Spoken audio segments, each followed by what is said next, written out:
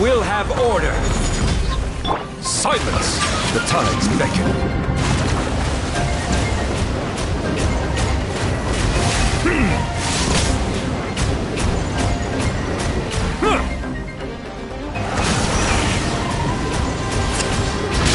Bow your head. Wrath from the skies! Rev the engines!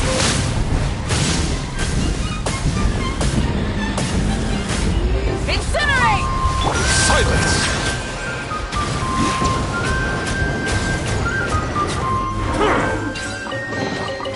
Let the record show that I verbally consent to relinquishing these items into your possession.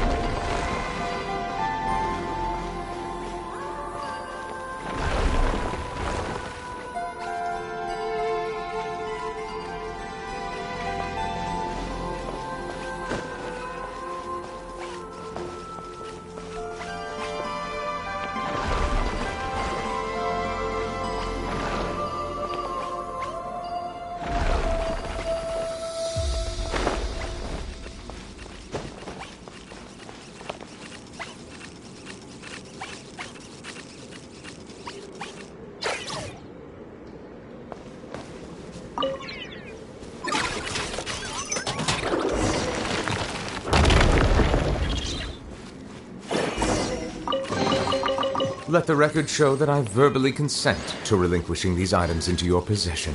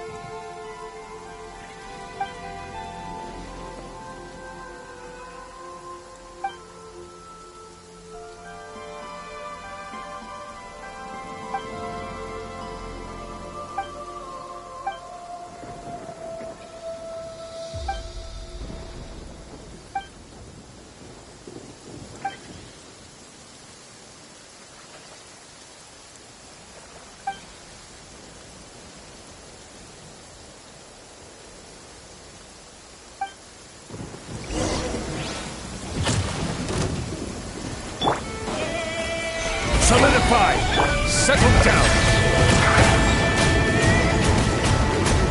Be sanctified.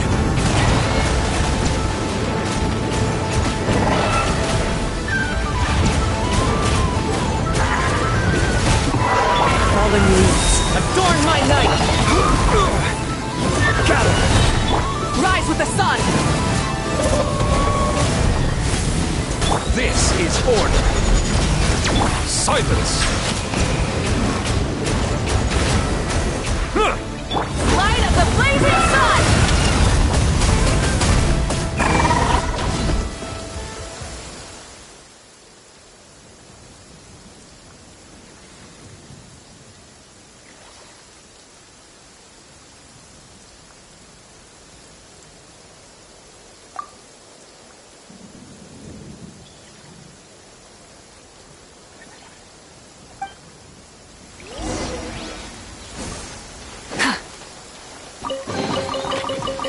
Hey, not a bad haul.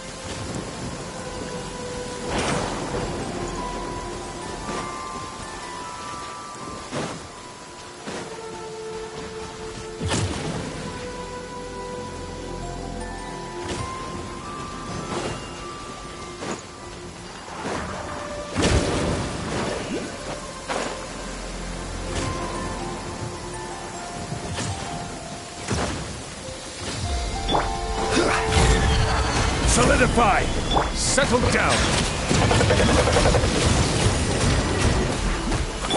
Full throttle!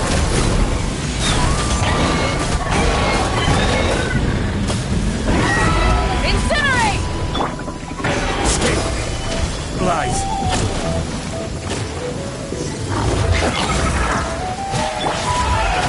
One with nature.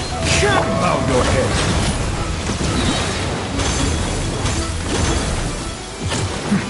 Let the mighty be humbled!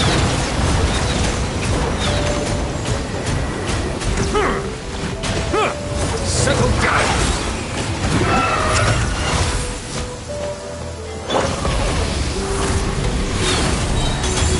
Pyroclastic surge!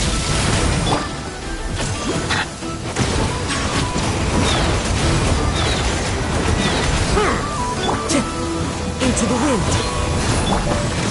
Solidify! Silent!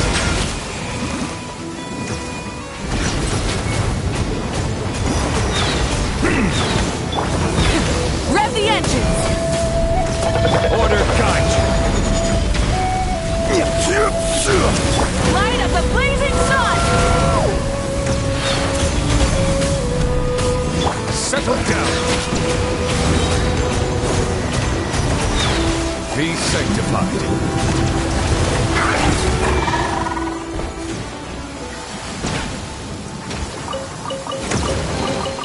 Is it what you wish to find?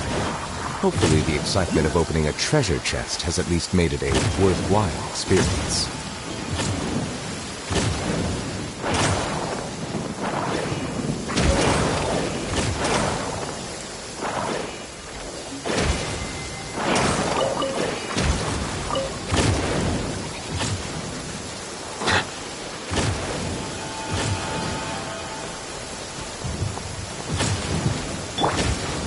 One with nature.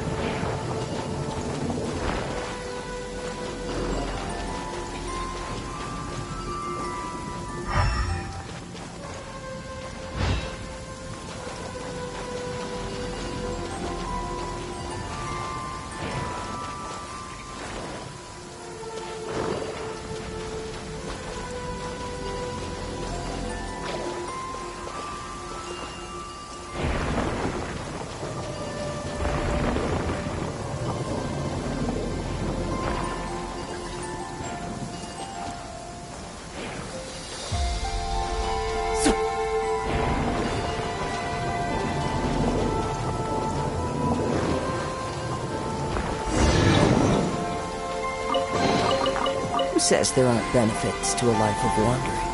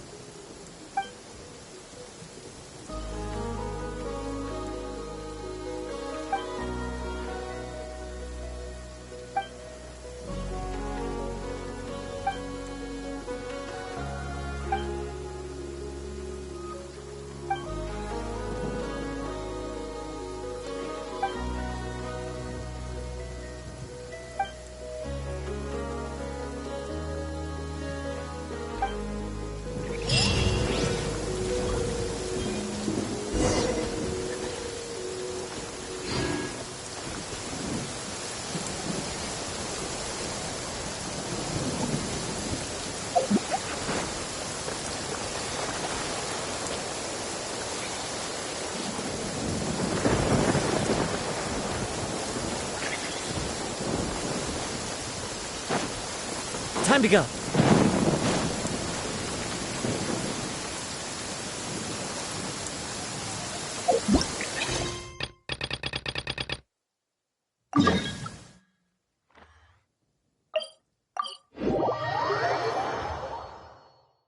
Clear weather all around brightens the heart.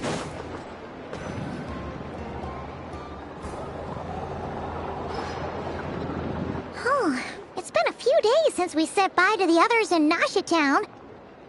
Still no news about Rarer, though. Where could he have slunk off to? If only he was gone for good. But with all the trouble he stirred up before, there's no way we've seen the last of him. Hello! You must be the traveler in Paimon? Mr. Flint has been looking for you. Unfortunately, there's been a serious wild hunt attack over at the quarry. He thinks it's time to regroup and figure out a plan. The wild hunt? Oh, uh-oh. We better get over there, right away! Come on, let's go!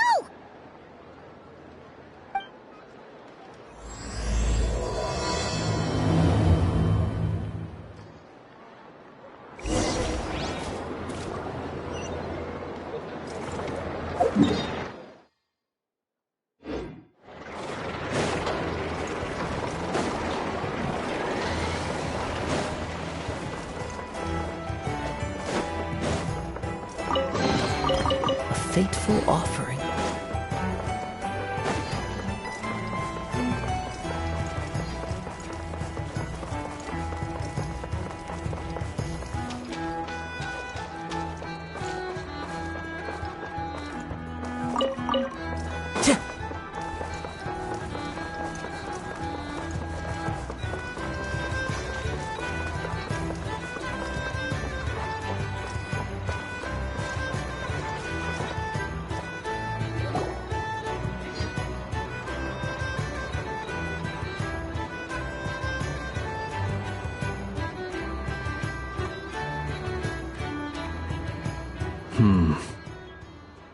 I can barely sense any Kuvaki at all.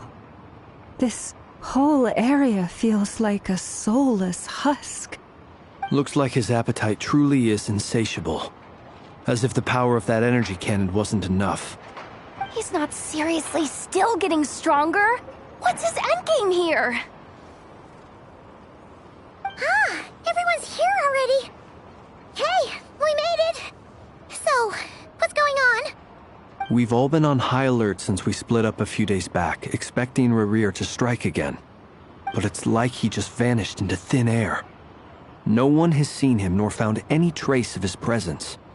That is, until this morning, when a ratnik found signs of wild hunt activity while out here on patrol.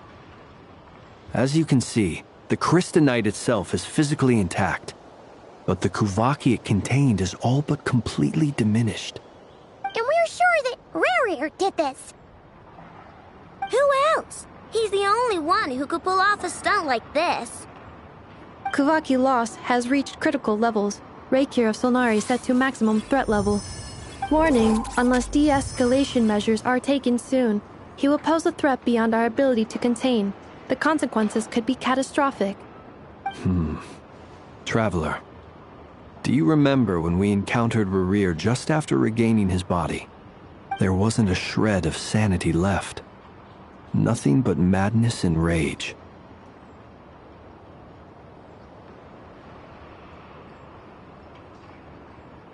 Yeah, didn't he shout out a bunch of names? Then he started raving about how nothing in this world mattered to him. Oh, Paimon gets chills just thinking about it.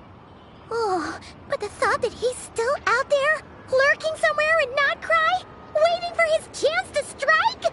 Oh, even chillier. Last time we fought, we were already at a disadvantage. If he has such overwhelming strength, why would he suddenly go into hiding?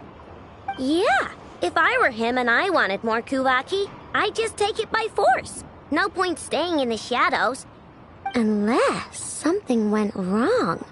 His whole resurrection thing didn't exactly go smoothly.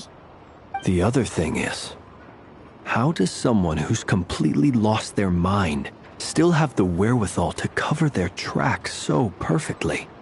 Beats me. According to certain medical studies, insanity does not always entail a complete loss of rationality. It may be that he is simply living in a world of his own. That actually sounds about right. He was ranting away to himself the whole time, like he had zero interest in talking to us. There are many unanswered questions here. He could be right under our noses, and we'd still be in the dark. Besides his name and title, we know little about him. Certainly nothing about his past, or what he might be hoping to achieve. Exactly. And we wouldn't even know where to begin looking. Even Boss hadn't heard of the Rahir of Solnari before all this. I'd be willing to bet that even if we gathered together every scrap of intel in Nodcry, we still wouldn't find more than, 3 useful facts about him. So, if we do nothing, he'll just keep getting stronger. But if we want to investigate him, we have no idea where to look. Last time we had Marionette and her big robo-buddy to help us, and we still barely held our ground. If we had to face him alone... Oh, Paimon's head hurts just thinking about it. What are we supposed to do against a threat this big? Well, I do have a little hunch about his next move. Given that he attacked the quarry, I'd say it's likely he'll target other places rich in Kuvaki. Somewhere like the Eye of Krati, or the Pillar of Embla. One thing's for sure. If we just sit back and let him keep absorbing Kuvaki, we really won't stand a chance against him. A perfectly reasonable hypothesis. However, it is worth noting that these two locations are quite far apart. To investigate them both, we'll need to split up. I agree, we should split up. Right now, Rarir's goal seems to be gathering Kuvaki, not fighting us directly. Once we're done, let's regroup on Hisi Island. Wait, why Hisi Island? If I recall correctly, your largest goddess statue was carved from Kuvaki-rich ore, was it not? That's right. Yes, it could well be a potential target of his. I should head back and start evacuating the pilgrims.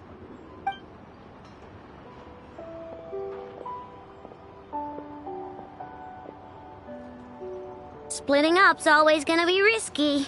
But I guess we don't have much choice, right? We're in a race against time here. And if we do run into Rarir, what then? That's when you follow the 3rd rule of treasure hunting. Run like the wind. Didn't you say the 3rd rule was go with the flow? I don't know. Did I? Anyway, whatever. In this situation, go with the flow means go find backup. Agreed. If anyone finds so much as a trace of Rarir, do not pursue him.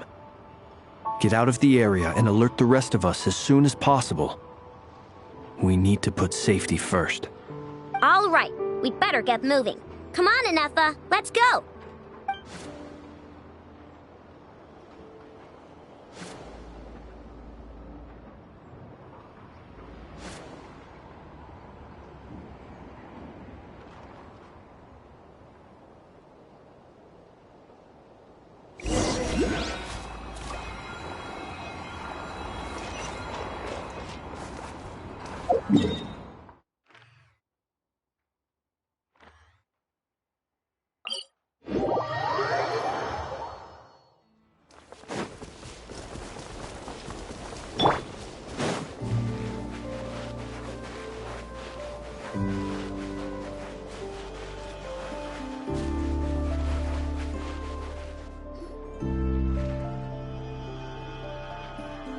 Any leads? Nope. Diddly squat. No clues to where he might be hiding. It's like he's a ghost. It feels like we're sitting on a powder keg that could go off at any second. Ugh, I hate this feeling. I'd rather face him head on than be left hanging like this. So, you guys didn't find anything either? Not loving the word either. How about you, Flints? I questioned a few Ratniki and eventually narrowed my investigation down to one suspicious individual. But by the time I got to his place, he was already gone. Almost as if he knew someone was on to him. Either that, or he's just extremely cautious and doesn't stay in one place for long. He's been biding his time for a while now. The question is, where, or what, is his next target? No idea. Since regaining his body, he seems to have lost all interest in the fragment in my possession. If he did still want it, he's had plenty of chances to take it. All we can do now is hope that Ino and Anefa turn up some leads. Darn it, Rerir! If you've got the guts, come face me one-on-one! Wait, he's actually here? I didn't mean it! I swear! No, it's coming from Silver Moon Hall. The Lady Kutar might be in danger. Let's get over there, quick!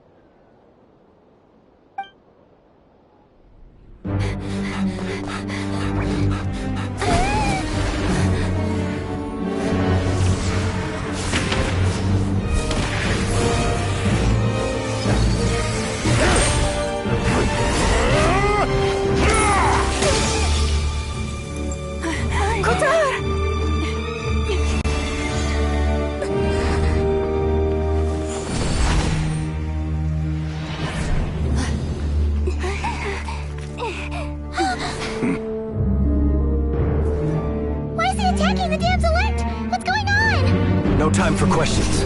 Stop him!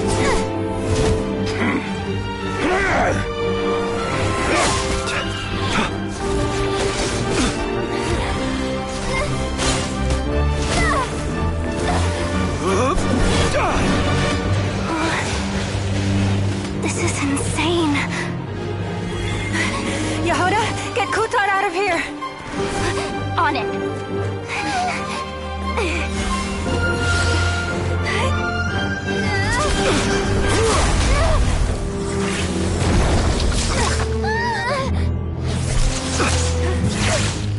Look where your feeble light has gotten you. Now, you shall plunge into darkness. Thalindus, soon, I will find a way. Watch out!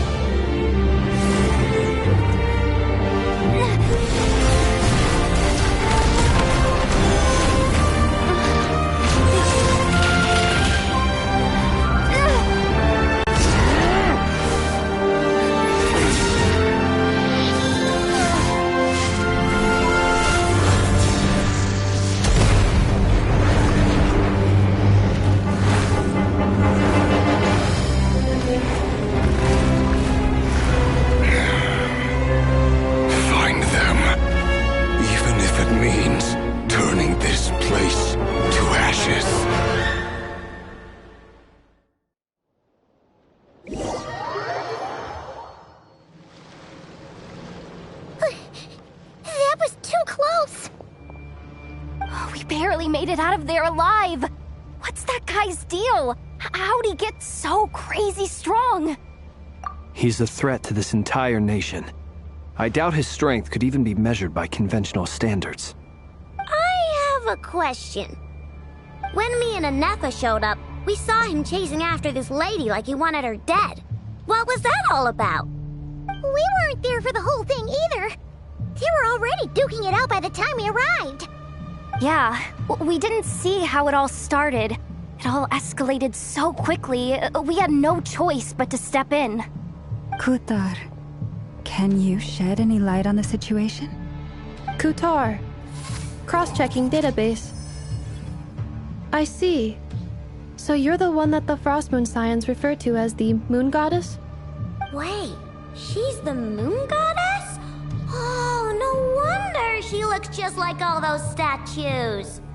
There are many reasons why people might worship the moon, and just as many why they might despise it. I've never met that person before, but there was no mistaking his deep-seated hostility towards me. Why he holds me in such contempt, I cannot say. But since he hunts the power of the moon, it's no surprise that I am a target.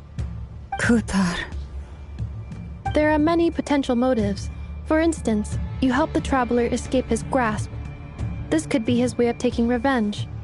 It is also possible that he covets the Kuvaki inside you and seeks to take it for his own. The list goes on. But right now, devising a counter-strategy should be our #1 priority.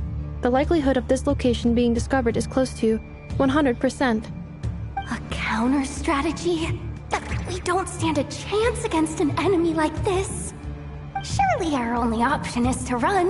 He's not gonna chase us to the end of the world, right?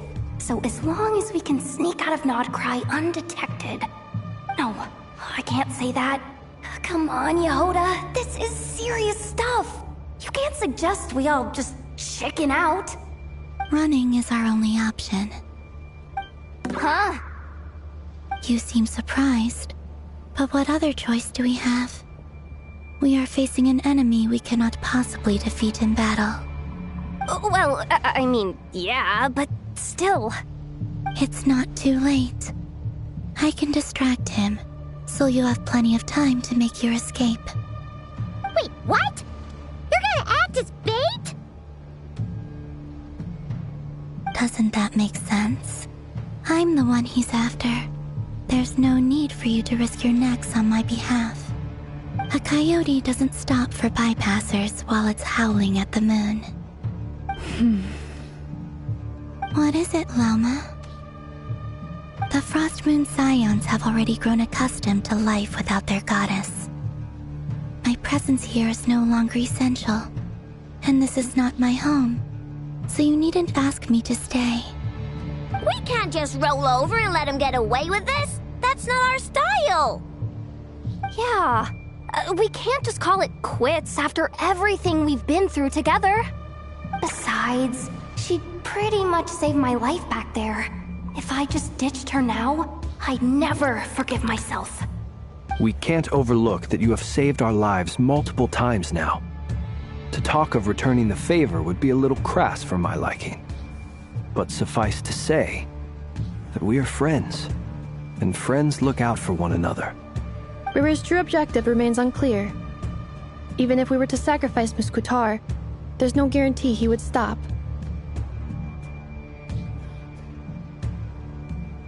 But...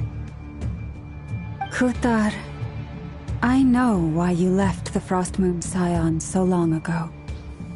It was because people started treating prayer as a form of trade.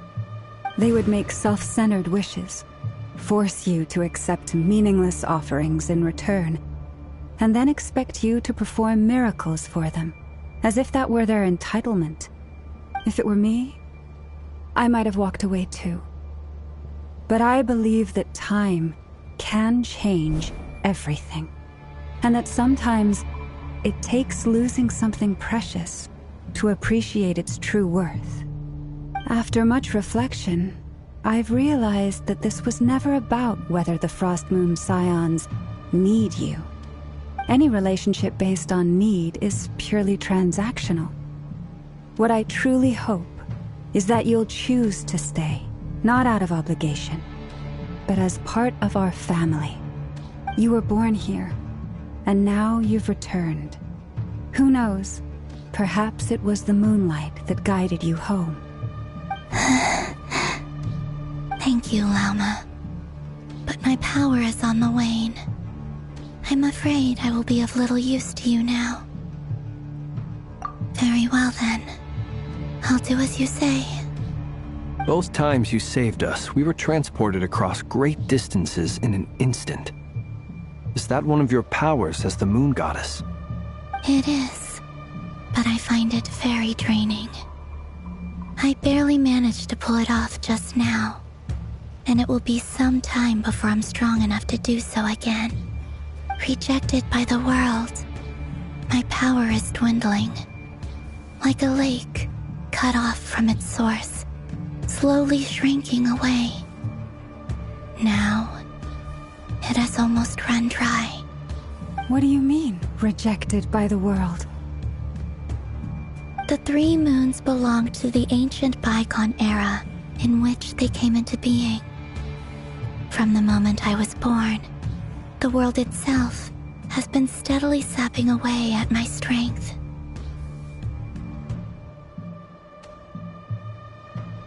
The 3 moons are not one and the same.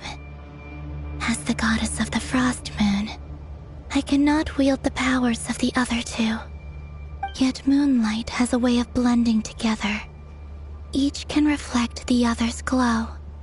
So when our fingers touched, I was able to restore my strength by drawing Kuvaki from the eternal moon's marrow. But this method of recovery is painfully slow. If only we could find the... It's the Wild Hunt! Even faster than we expected. We'll have to finish this conversation later. See how those Wild Hunt creatures are running away from us. They're likely just a scouting party, which means Rerir won't be far behind. Then what are we waiting for? Let's get the heck out of here!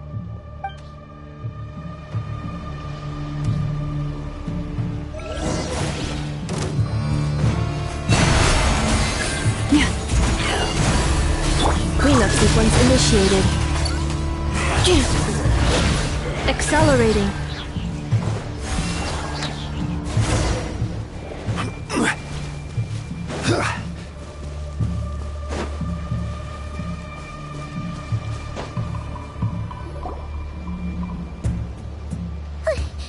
That was too close! We barely made it out of there alive! What's that guy's deal? How'd he get so crazy strong? He's a threat to this entire nation. I doubt his strength could even be measured by convention. I have a question.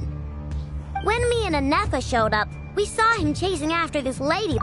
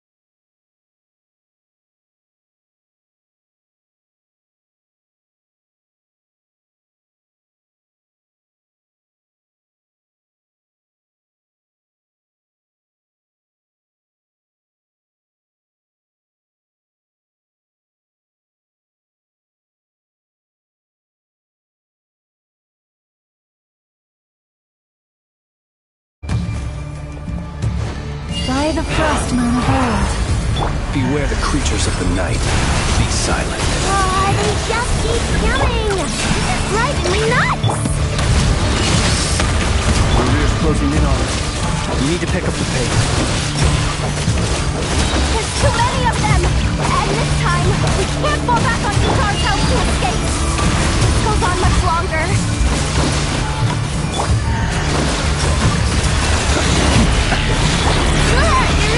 Annihilation mode. Isolation check. Move this place. With one heart, we pray. Close your eyes. Be silent. Beware the creatures of the night.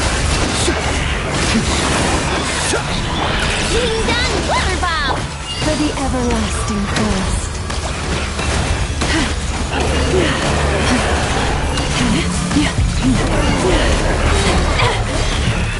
Preparing for Dusta. Observe. Feel the dark. With one heart, we pray. We pour lost land. Lash attack! Close your eyes. Night falls. By the frost moon of old. The night cometh.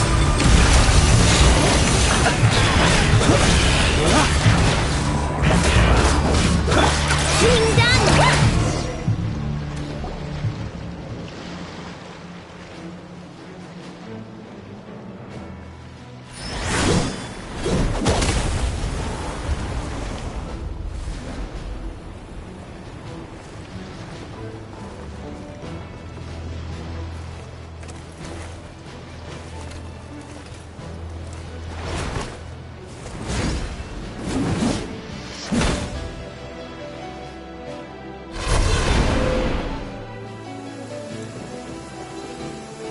What's the matter? Bit off more than you could chew?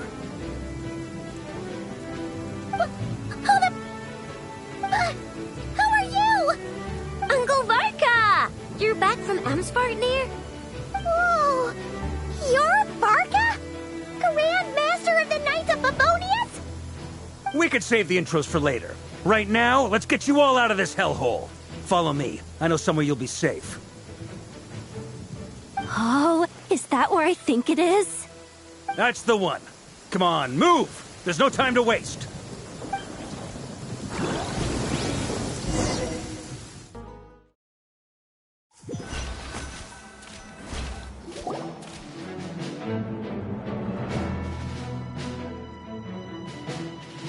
Wow! Where are we? This is so well hidden. Well, that goes without saying. This is the Knights of Favonius' meeting place in Nodcry, and a contact hub for the Northern Intelligence Network. AKA, the black market of intel. No matter what faction you're with, it's the place to buy and sell information. Their headquarters are in Nodcry, but they've got contacts in every nation. As an expeditionary force on foreign soil, working with them has offered us the most effective way of getting our hands on reliable local intel. This is where we meet, so naturally, it's secure. Anyway, where were we? Folks from Nodcry should be pretty familiar with me by now, but I believe this is the first time we've met. Allow me to introduce myself. I am Varka, Knight of Boreas, and Grand Master of the Knights of Favonius. We've heard all about you. This meeting's been a long time coming. You look way younger than Paimon expected, but you definitely have that Grand Master vibe. Well, I'm no spring chicken. Just not showing my age yet. Definitely feeling some of that back pain today, though. Rushed back from Amsvartnir without a wink of sleep, only to get right into another fight with that freshly revived maniac. Another? You mean you fought him before? Yep. He wasn't nearly as strong back then, but he was still a formidable foe. I brought some of the knights along to give him a little surprise, but he saw us coming from a mile off. My squad took heavy injuries, and I barely made it out alive myself. We knew it might have been our last chance, so we staked everything on it. But still, it wasn't enough to stop him. I tried tracking him down afterwards, but he didn't leave a trace. Even in his unhinged mental state, he's as cautious as any trained operative. So, I decided to come find you. And as luck would have it, turned up to find you being ambushed by the Wild Hunt. The rest, you already know. Is that why he's been frantically absorbing Kuvaki these past few days? Because he sees you as a threat? Maybe I'm part of the equation, but even if I weren't, I'm sure he'd still be gathering power. He's clearly working up towards something. Note to self, Uncle Varka's strength rating officially upgraded. Guess it's my turn to ask questions now. So, what exactly has been happening in Nodcry? Why is the Wild Hunt returned in humanoid form? And why is it after you? That's a long story, but I'll try to make it quick.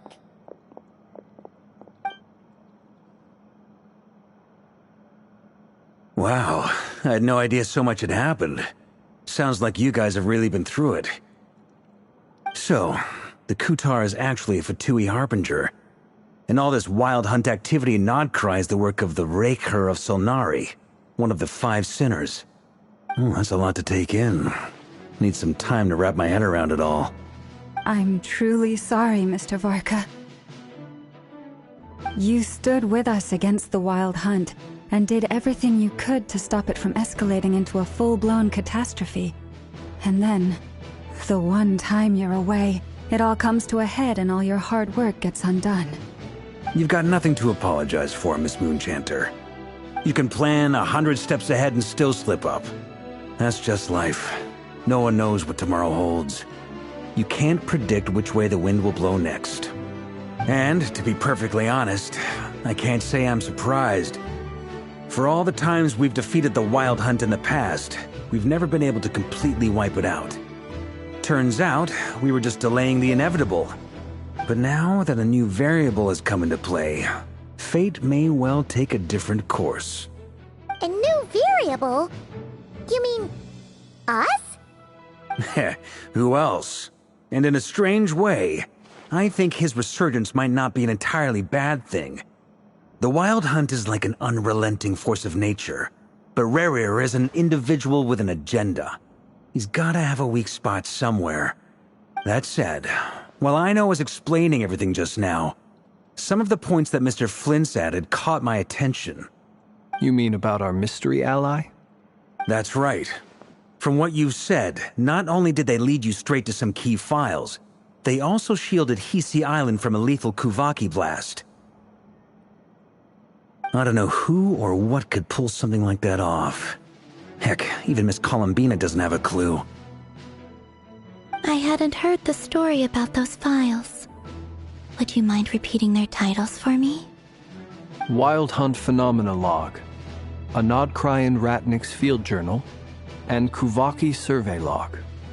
Oh. No. Still doesn't ring a bell. Another dead end. Guess all we can do now is hope that our mystery ally keeps showing up when we most need them.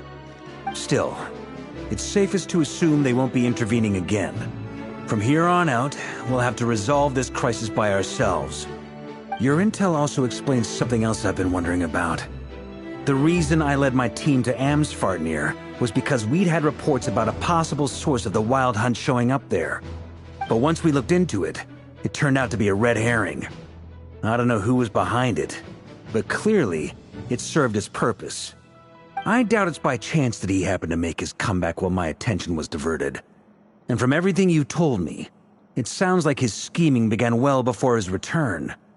So maybe luring me away was all a part of his plan. But is it even possible that he orchestrated all of this by himself? The Moon Maiden and the Raker of Solnari, Nodcry of all places. The way everything is unfolding, it can't be a coincidence. So, what do we do now? Got any ideas? Right now, we've got at least 3 things to consider. Let's go through them one by one. First, we need to figure out how to take down Rerir. If we can't beat him in a straight-up fight, the rest won't even matter. To my knowledge, the bulk of Nodcry's fighting force is already gathered here. But even with everyone united, we're still no match for Rerir in his current state, let alone with his power still growing. What if there was a way to tap into a new power of our own? How so? Have you thought of something, Columbina? 3 moons once watched over this world. The Eternal Moon was the largest. The Frost Moon was the brightest. And the Iridescent Moon was the most mysterious. They say that back then, the 3 moon goddesses wielded immense power. Enough to shape the workings of the world itself. I now bear the Frost Moon's power, and the Eternal Moon's marrow resides within the Traveler. Hold on. Are you suggesting... The Iridescent Moon, the last piece in the puzzle. That's right. If we can find the Iridescent Moon's marrow, I will be able to regain my strength much more quickly. The 3 moons are said to stir the tides and illuminate all things. Perhaps they hold further secrets beyond our understanding. According to my analysis, the solution is feasible. However, it is subject to one major condition. How do we locate the Iridescent Moon's marrow? I know a way, but we will need to visit the Fatui's Experimental Design Bureau. The Experimental Design Bureau? Are you saying we need to involve Marionette? Yes. I must speak with Sandrone. It's a long way from here to the Experimental Design Bureau. There's a high chance you'll be spotted. You shouldn't go alone. Then that's settled.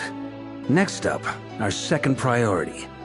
Somehow, we need to figure out Rarir's end goal. As you saw for yourselves, when he was still in his wild hunt form, everything he did was for the sake of recovering his body and resurrecting himself. His first act since then, after laying low for a while, was to try and assassinate this young lady. People's obsessions often reveal their greatest vulnerabilities. There must be a reason why he despises the moon so deeply.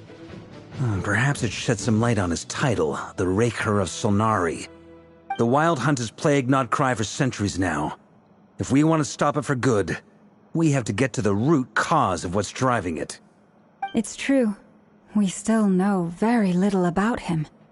If Kuthar hadn't given us that lead, we wouldn't even know his name. But where would we even start? I doubt even the Intel Queen of Nodcry has a clue, and she has info coming out of her ears. Oh? That's a rather hasty conclusion for someone who's so painstakingly meticulous when it comes to dealing with machines. Ah! She hurt me!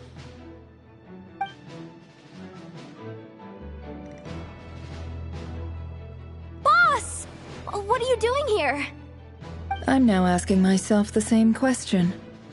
I received a letter from a humble knight of Favonius, requesting a meeting to discuss a major business deal. But it looks like this humble knight had something else in mind.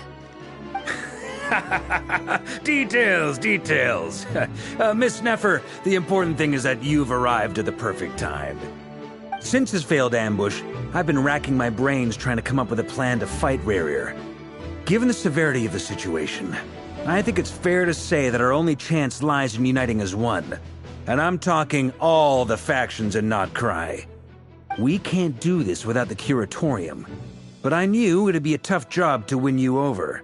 So, I took the liberty of reaching out for a little chat. Wait a sec. How did you even hear about this place, Neffer?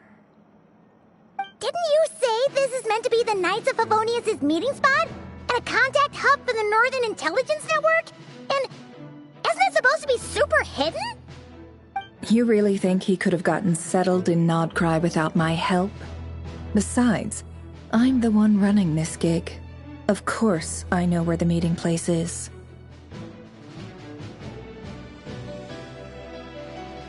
Allow me to introduce the current head of the Northern Intelligence Network. If it's intel you're after, she's your woman. Pretty much seen and heard it all. Please spare me the flattery. Let's cut to the chase. Seems like you've run into some trouble, huh?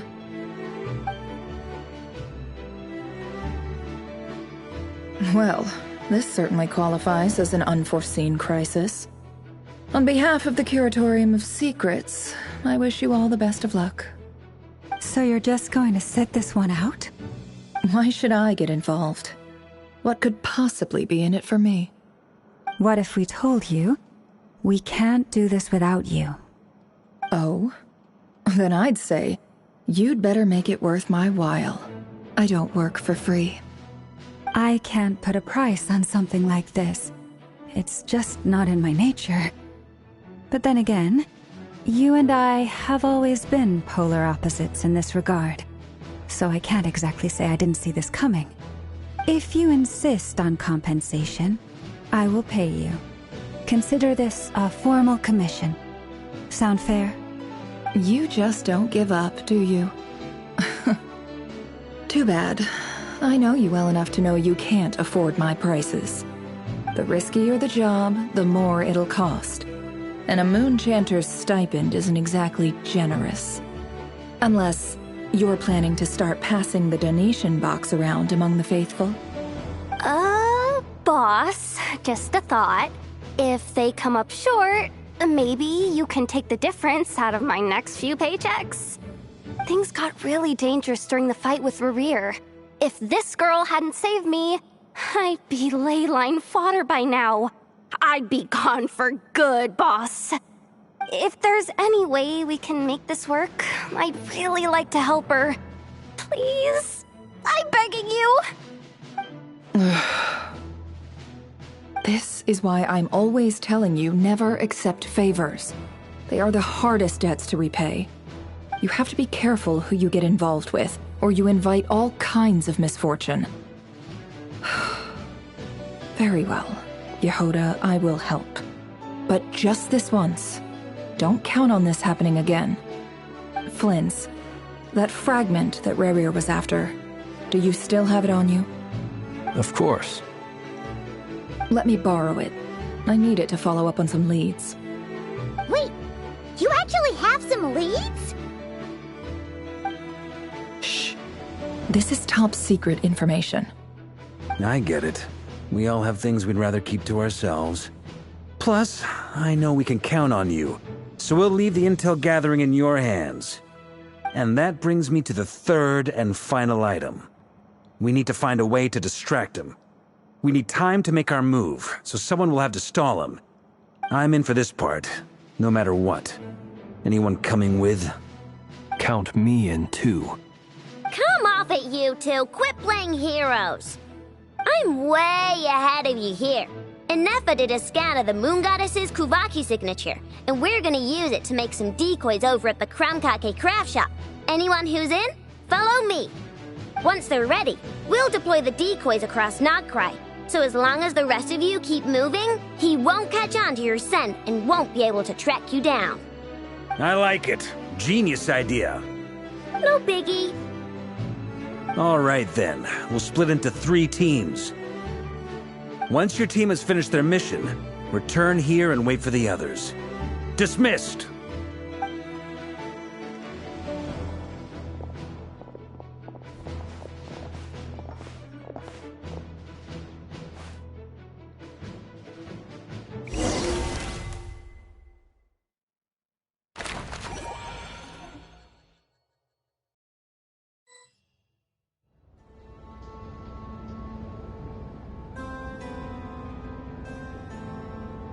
Lady Damselette. Wait. And you two? What are you doing at the Kuvaki Experimental Design Bureau? We've been doing our best to mind our own business lately. But if you're just gonna waltz up here like this, you're seriously pressing your luck. Don't blame us for doing what we have to. You really think that's gonna scare us off? We're not looking for any trouble. I just want to see Zandrone. Do I need to remind you that you're still a wanted fugitive for deserting us? Out of consideration for our former ties and the crisis we're all up against, we'll let you leave in one piece. But don't even think about trying to get inside. Let them in. But... are you going to make me repeat that? No, my lady. Zandrone seems to be in a good mood. Must be maintenance day.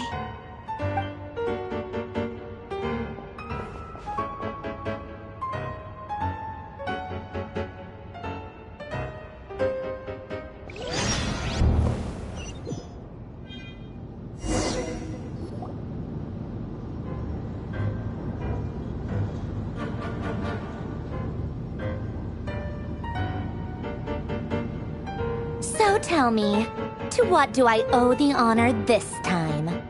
Actually, before you answer that, just so we're clear, we're not colleagues anymore, Columbina. I don't owe you anything. I promise it's nothing big. It seems like you've gotten the wrong idea here. The only reason I let you in was because I was bored. It seemed like a way to kill some time and satisfy my own curiosity. Whatever miscalculations I may or may not have made in the past, I haven't lost the plot enough to even consider sticking my neck out for your sakes. I'd like to speak with Arlecchino. What? Huh? You mean the knave? I'd like to speak with Arlecchino. Is she in Nodcry? No, she's not.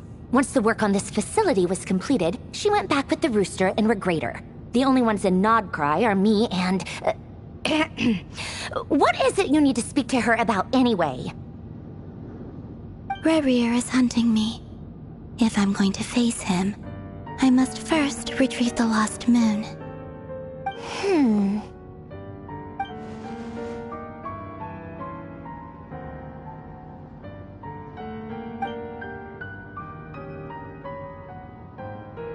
Is that a no, then?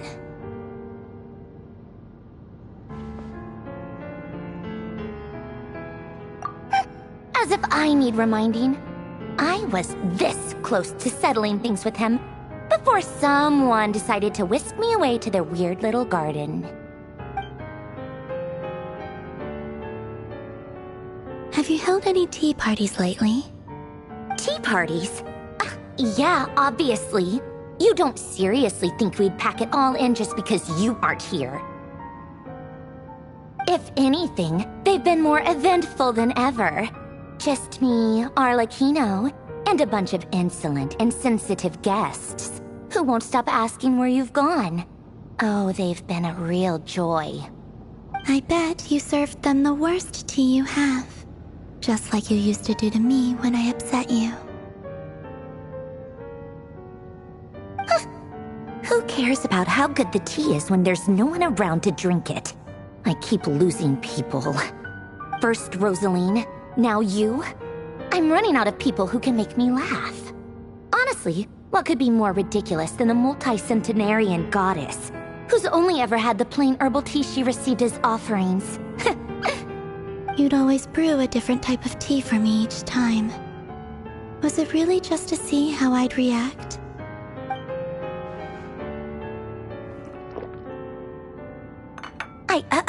Well, duh. Why else? Watching you squirm was practically my only form of entertainment.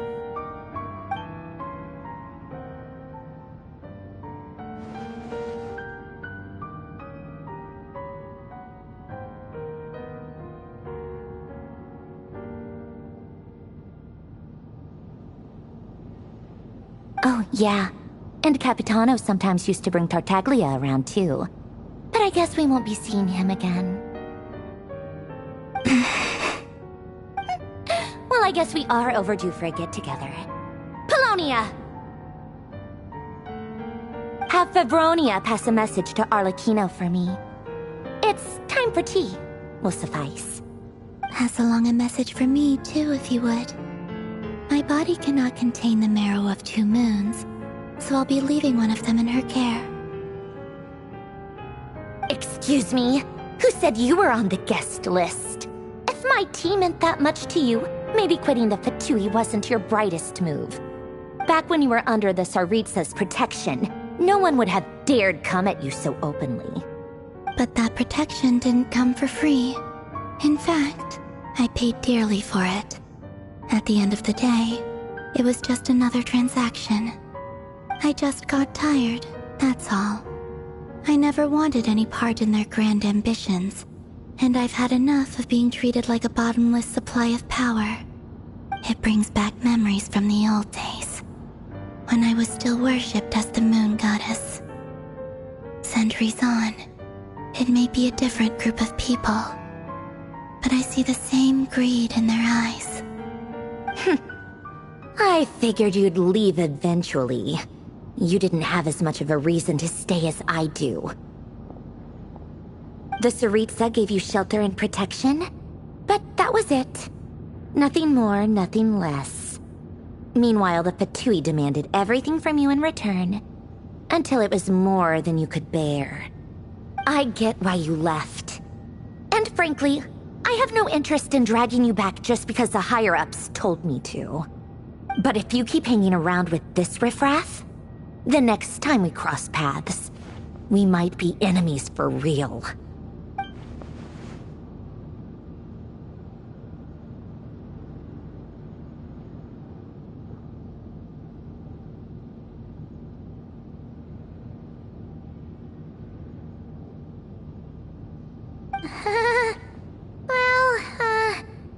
Guess that's our cue to leave?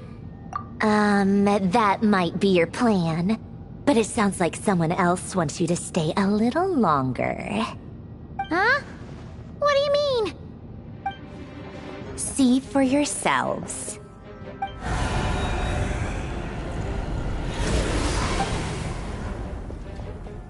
My lady, it's the Wild Hunt.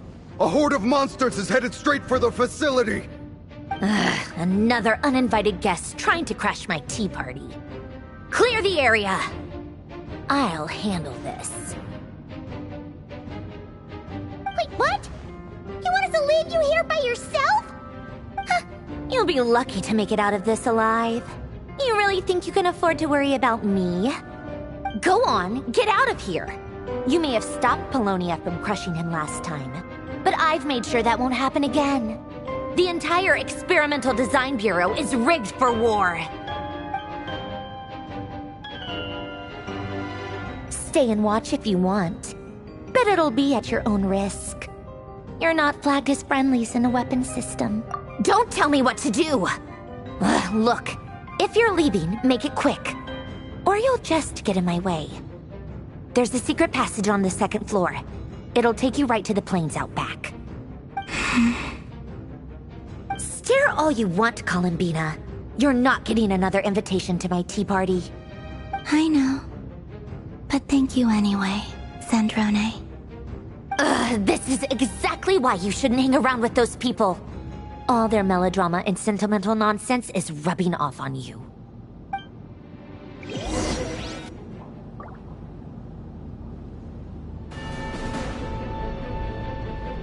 Come on then, Mr. Ray here. Let's pick up where we left off. It's your Wild Hunt monstrosities versus my beautiful creations. Let's see who comes out on top.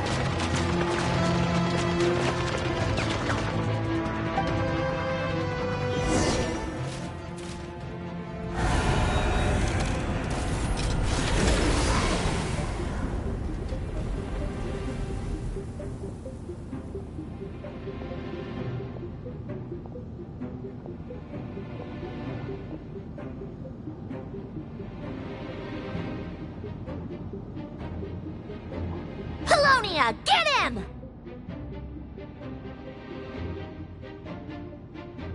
I've upgraded Colonia again since our last encounter, and uploaded every last scrap of your data. So let's finish this, once and for...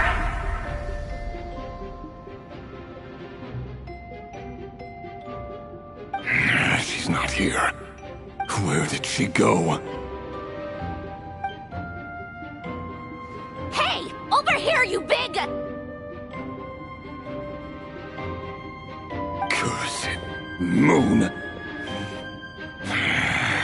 Go. Keep searching. She cannot have gotten far.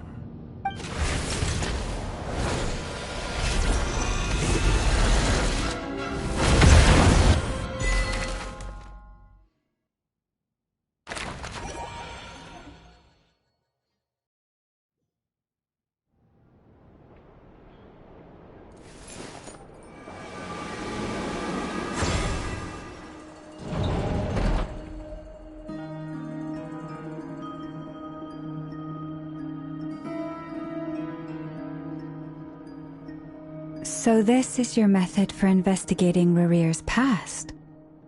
It almost looks like some kind of ceremony. Good deduction. But it's quite a different affair from what you're used to with the Frostmoon Scions. Whoa! First time I've ever been in here. Boss always said it was off limits, so I pictured some kind of creepy dungeon. But it's actually kinda nice. Oh, I guess this must be Sumero decor? That's where Boss is from. And that nice shopkeeper who sold me my treasure compass. I'm not sure exactly what you've got planned, but it looks like you're all set. When do we begin? Whenever we wish. But for some reason, I've got a feeling this isn't going to end well. I've never faced Rarir myself, but from what you've told me, his power is beyond anything I could imagine. I, on the other hand, am just an ordinary businesswoman. Our paths should never have crossed, yet here I am, forced to make an enemy of him. If you ask me, you're about as far from ordinary as it gets. So what are you saying? You're getting cold feet? Once I take a job, there's no backing out. Still, I have to ask myself if the power I'm relying on will even work on an opponent of this caliber. And also how to make sure I come out of this alive if things spiral out of control. Death is the one thing we can take for granted. It is the great equalizer, however fortunate or unfortunate we may otherwise be. So it's important to consider how to spend what lifespan we have left. Come on, boss. Lighten up. Quit talking about death. It's bad luck. For once, I agree with you. When you're up against a foe like Rarir, there's no such thing as being too prepared. Is there anything I can do to help? That won't be necessary. I've already made up my mind. Time to cash in a precious favor I've been saving for a rainy day. Yehoda, I need you to find someone for me. The sooner the better. Find who? That shady merchant who sold you an overpriced treasure compass the other day. Come on, boss. You're pulling my leg again. In what way is she shady?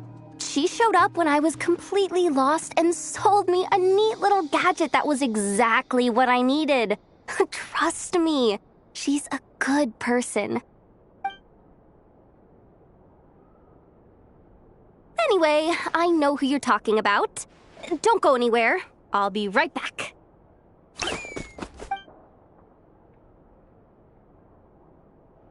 Quit grabbing me. I genuinely can't run any further.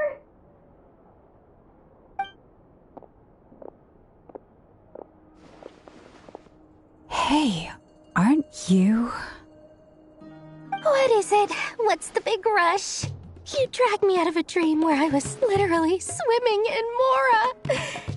I'm charging double my usual attendance fee. See, look how easygoing she is. After that rude awakening, She could have completely snapped at us. But instead, she kept it together and just asked for an extra fee. Dori Sangama Bay? I never would have pictured you two doing business together.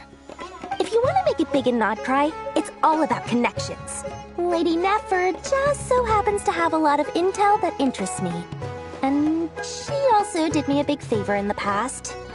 It was back when I first arrived in Nodcry.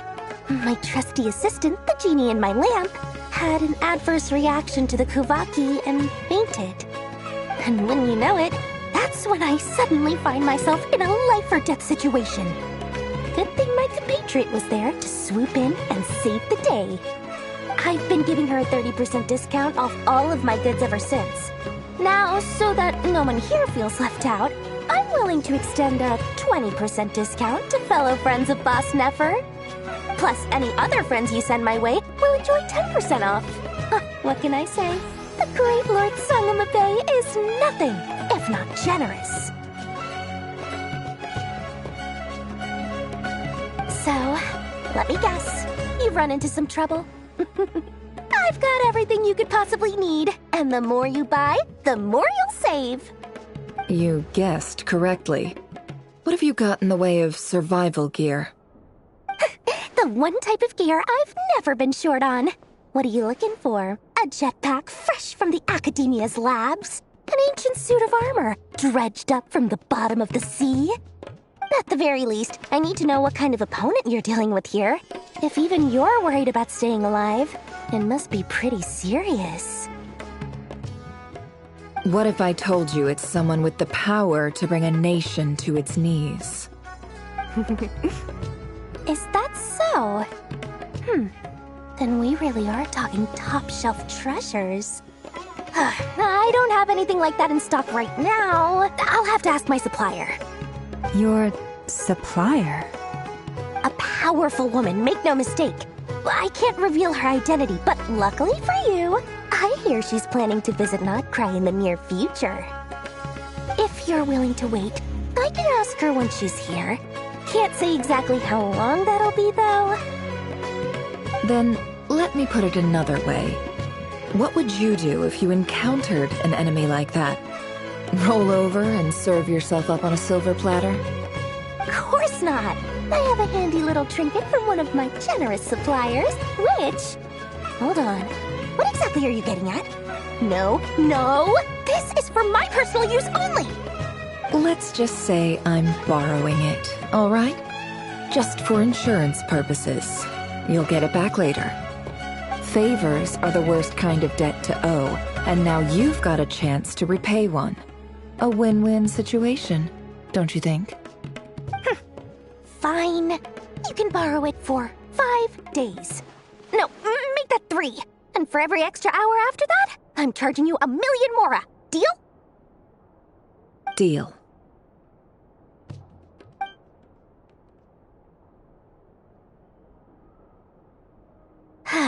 What a way to start the day.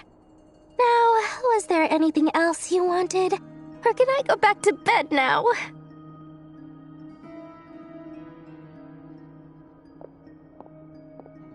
That will be all. Take care now. Don't trip up on your way back, friend. See you later! You're my favorite shopkeeper.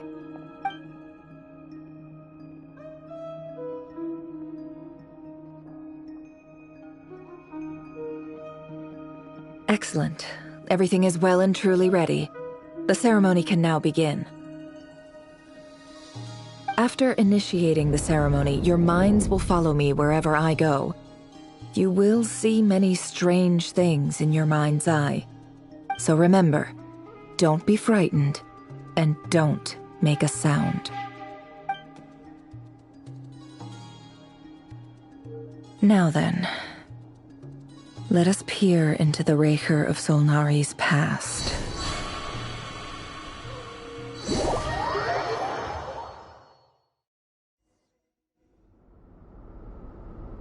I made it. I don't recognize this style of architecture. Must be Conrian. Simple furnishings, table and chairs.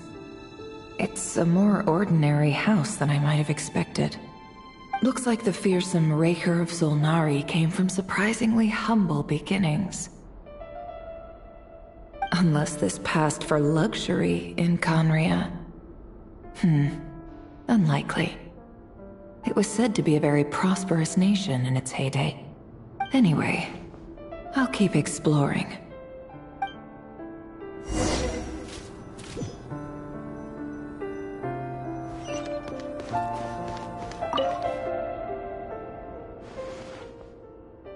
Hi, Rivier. Since you're working extra hours tonight, I thought I'd keep myself busy by checking out that new kebab shop. I've heard good things about their menu. I'll test it out, and if it's as good as everyone's saying, let's go back together sometime. P.S. New stash from the Universitas Magistrorum. I brought some goodies home. A few teacups and a pin rack. Hope you like them. They didn't sign their name, but they must have been close. Sounds like they were living together.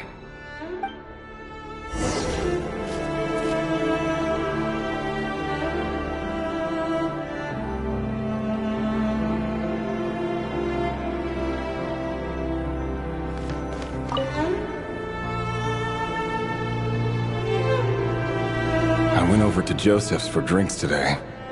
They have a fine collection, but I went alone. Felindis was tied up with something and couldn't make it. Joseph asked why I came alone, but I didn't really have an answer. He then went on to ask about other things.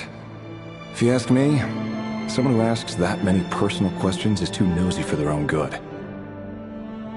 But if he invites me again, chances are I'd still go. Felindis. That's the same name Rerir mentioned. Grain imports keep falling. If things don't pick up, we'll soon be back to meat and mushrooms only. Honestly, I'm not a huge fan of that new type of mushroom everyone's been into lately. Didn't it start out as a lab-grown variety? I heard it's even mildly corrosive. Seriously, why would you even eat something like that? I don't care if it's an impressive feat of alchemy. That just isn't the kind of thing I like to eat. Grain has to be imported, and they're eating a diet of mostly meat and mushrooms. Could it be because Conria is underground, so it doesn't get much sunlight? That would explain why they use so much stone in their buildings. They even use alchemically modified strains for food. Seems like the people of Conria don't have many options when it comes to dining. I've just about saved up enough now. Time to buy it and keep it somewhere safe. Making a big purchase. I wonder what it is.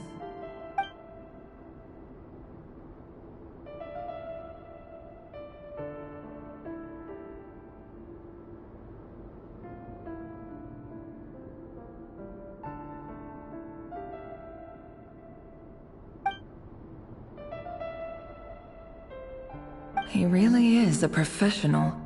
No wonder he's so good at covering his tracks. Despite what he's become, it seems like he's retained certain habits, at least in this regard.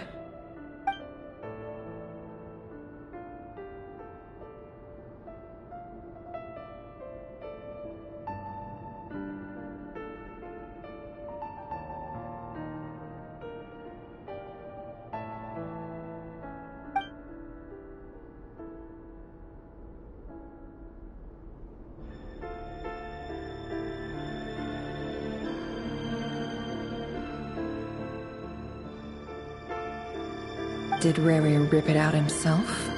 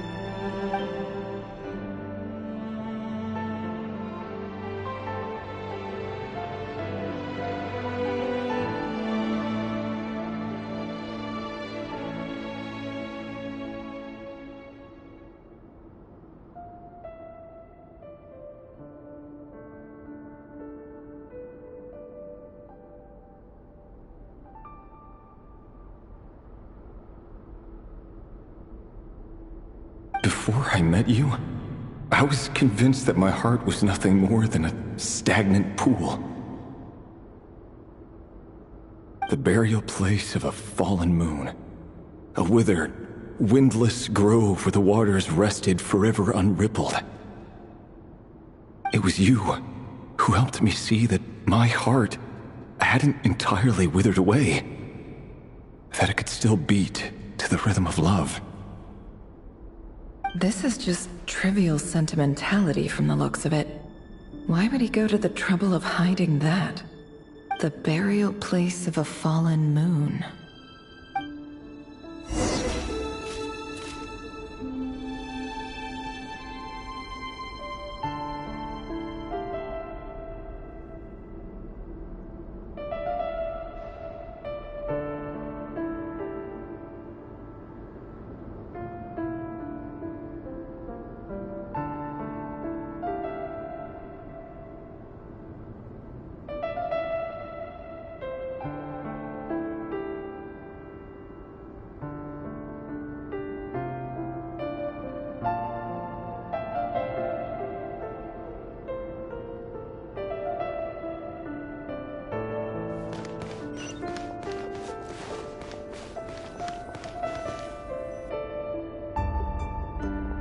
Reverie, over here. Dane! Oh, and, Vedaflin here? What a surprise to see you here, sir. Hello there, Reverie. You need not address me so formally outside of court. He doesn't get that much free time, so I invited him over for a drink. Even the court prophet deserves a break every now and then, right? Well, I'm flattered. So, what are we discussing today? Hey, don't look at me. As far as I see it, we don't need an excuse to have a few drinks. Come on, don't give us that. Didn't you say you were about to pop the big question? How's that coming along? Who'd have thought the great Twilight Sword was an even greater gossip? I just didn't expect you to be the first one to settle down and get married, that's all. Yeah. If you told me that a few years ago, I wouldn't have believed you either. So, are you planning to come clean about your job then? I'm guessing you still haven't told her. Sure, I'll have to tell her at some point. But I'll need to pick the right time and place. To be honest, I have no idea how she'll take it. Come on, stop being such a pessimist. For all you know, she could be thrilled. I bet she'll be much more impressed by your actual job than the one she thinks you're doing now. A member of the King's Guard. Quite the cover story. Does the king himself even know? Of course he does. Anyway, enough about me. How have you been? Me? Same old, same old. Nothing much to... Huh? What's up, Ved? It's nothing. Vedaflin, Dainsleif's elder brother. Renowned throughout the court of Conria as the Visionary, and said to possess a wisdom far beyond the reach of any ordinary man. And yet, despite the gulf between us, he seems to have something to say about me. Does he even know me? Does he see me as a friend of his brother, or just another of the Vinster King's blades? Why did he react so strongly? Was it really to do with what we were talking about? Brown, curly hair and brooding blue eyes. So this is what Rere looked like back in the day. Perfectly normal. No different from anyone else. As frightening as this monster is in the present, there's something even more unsettling about seeing the human he used to be.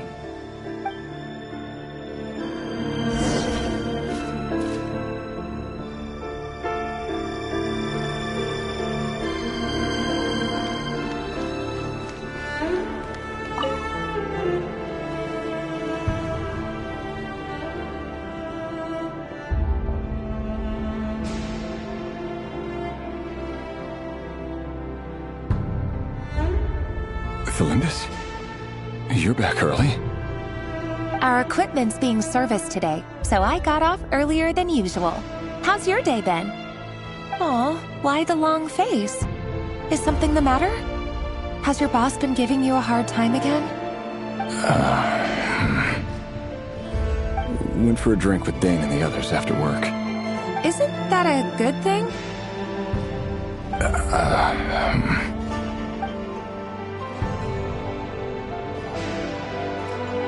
Vedifnir showed up today, too.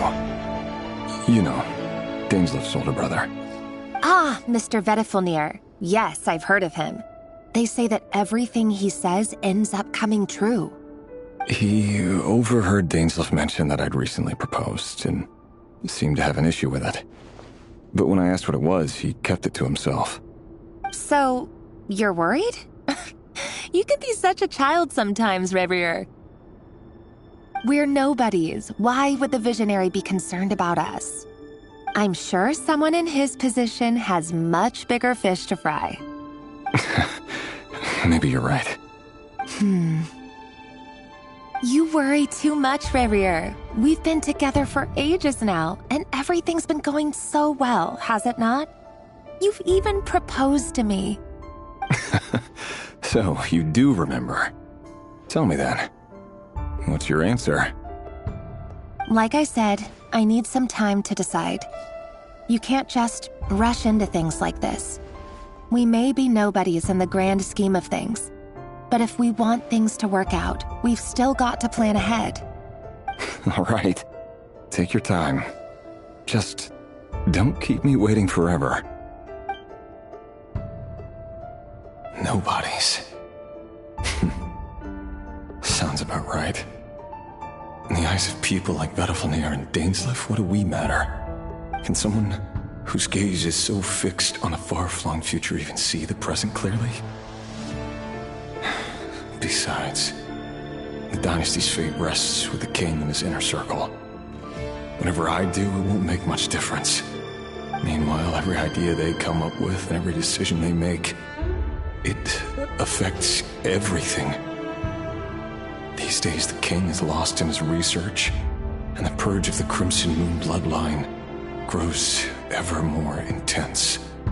The opposition tried to speak out, but nothing came of it. And I'm under no illusions as to why. Because we eliminated them and got rid of their bodies. A man can have 1,000 reasons to carry a sword, but there are few good excuses to use it.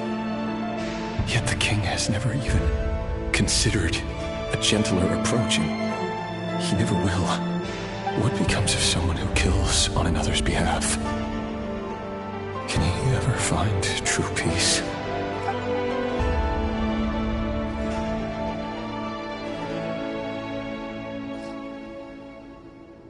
Thelindis?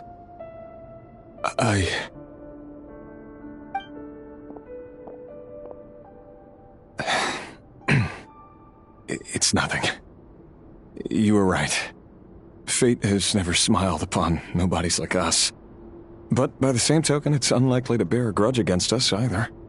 There's no reason we can't keep living happily together, cherishing the simple joys of each day as they come. See? You just need to stay positive, Revier. I can feel your warmth, your breath. You're right there, right by my side. Just seeing you makes me happy in a way I can't explain, and that's something that no one could ever take away from me. So smile, my love. Let go of that frown. You're right, Thelindis. I've just been overthinking things. That's better. Getting caught up about things like this will only ruin our evening. Speaking of which, all set for the ball tonight? I need to go get ready. You go ahead. I just have a few things to take care of, then I'll come join you. Even busier than the big shots, huh? Fine, I'll go get started. But don't be late. If you keep me waiting too long, I won't be a happy bunny. Relax. I'll be there. Seriously, though, you drive a hard bargain. You're really gonna leave my proposal hanging and still expect me to take you to the ball? Well, that goes without saying. I already told everyone I'd be coming with a dance partner. Besides, they're two completely different things. Let's take it one thing at a time, all right? Alright. White outfit it is. It seems like Rerir was deliberately hiding his ties to the intelligence services by giving the impression that he was just an ordinary member of the Finster King's Guard. He clearly doesn't want his would-be fiancée to know about his other life. Then again, that's hardly surprising. People in the intelligence trade rarely do. Who'd have thought we were in the same line of work? Let's dig a little deeper.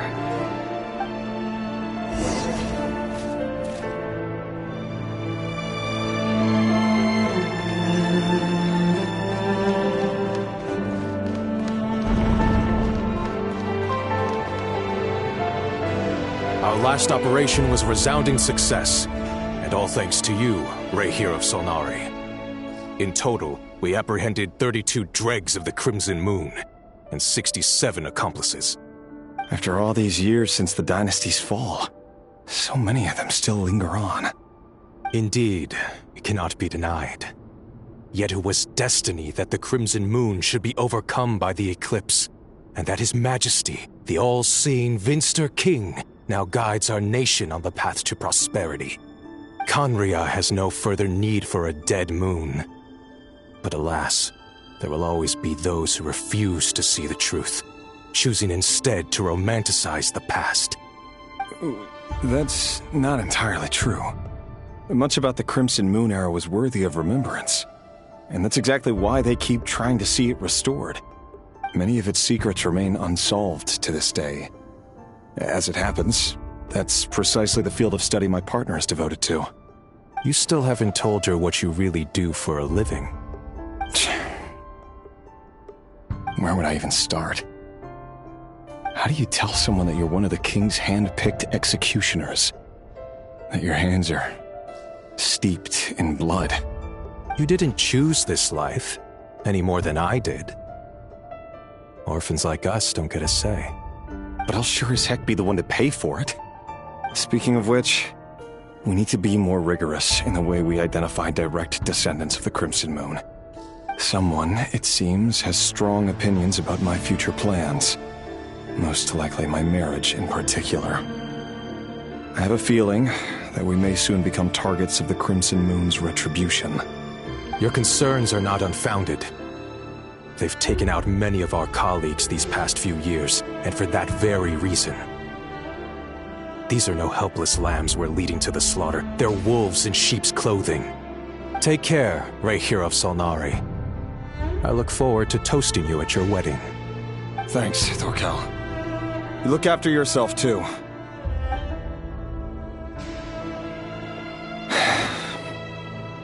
Thelindis, I never wanted to keep this from you. You're the last person I would ever want to lie to. But that's exactly why I can't tell you everything. There are things you shouldn't know. Things you cannot know. The moonlit dynasties are a thing of the past. Yet even now, with the sun shining high in the sky, there are those who would call forth a dead moon's ghost. Could that be why Vedalfnir held back? Or was it because of some court secret he's not at liberty to share? I have to get a clear answer from him. No matter what happens, I will protect Thelindis. Rerir seems to be very concerned by Vedalfnir's reaction. Vedalfnir and Dainsleif, the Visionary and Twilight Sword. So that's what they were really like. I've investigated this whole area now. There doesn't seem to be any other memories here. Should I try somewhere else? Wait a second. What's this black smoke?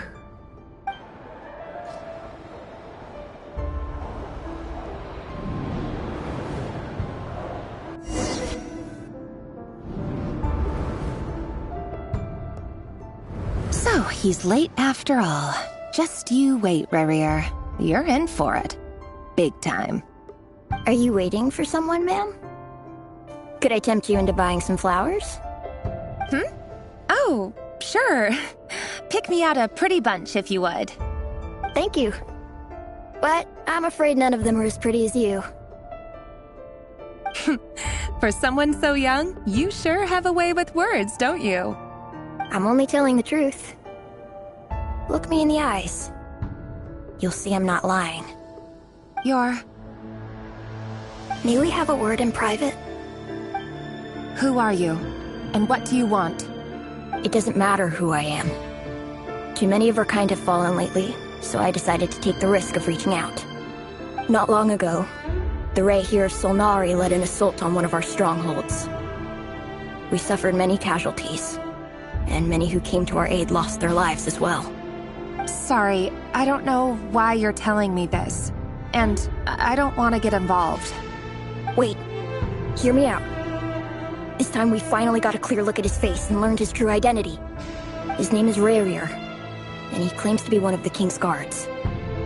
What did you say? A cruel irony, isn't it? The man you're set to marry leads a double life as a brutal executioner. But surely, you must have caught a whiff of the blood on his hands. Why are you telling me all of this now? Simple. It's because... How strange. Rarier was nowhere to be seen in that memory. It clearly belonged to the Lindis. Rarier couldn't possibly know what happened if he wasn't even there. Why would her memories appear in his fragment? The ceremony won't last much longer. I think it's time to call it a day.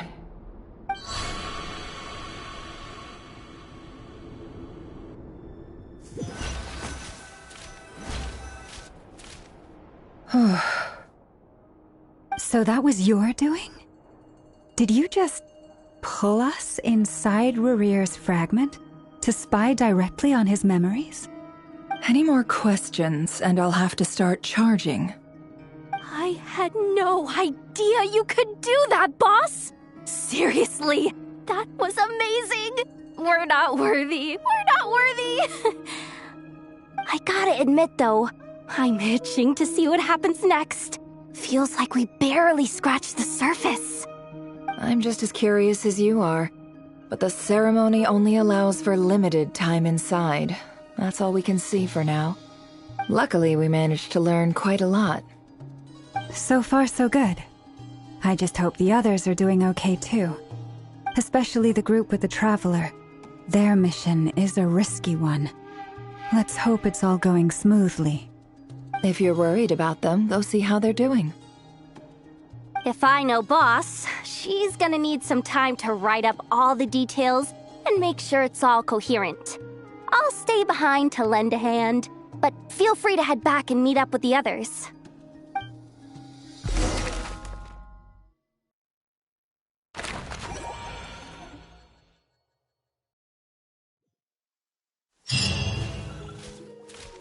Oh, they've been prowling around for nearly 2 days now.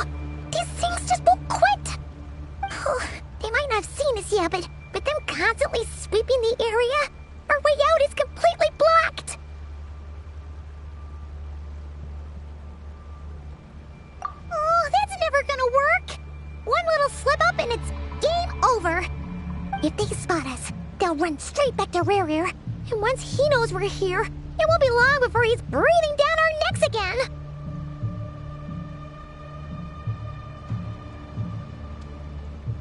Oh, guess you're right. All right, time to zip it.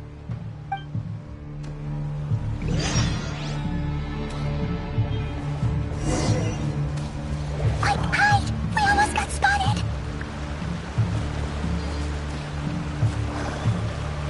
Phew, that was a close call.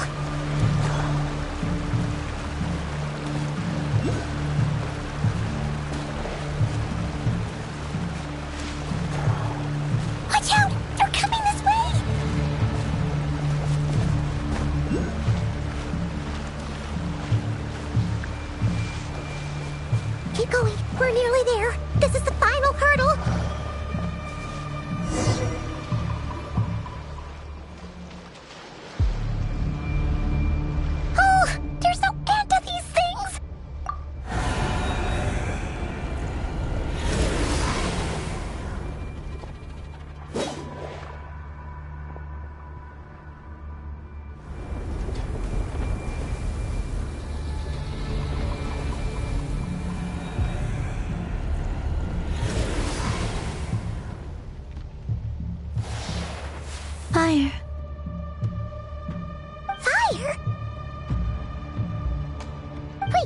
that smell? Oh no! There's a fire!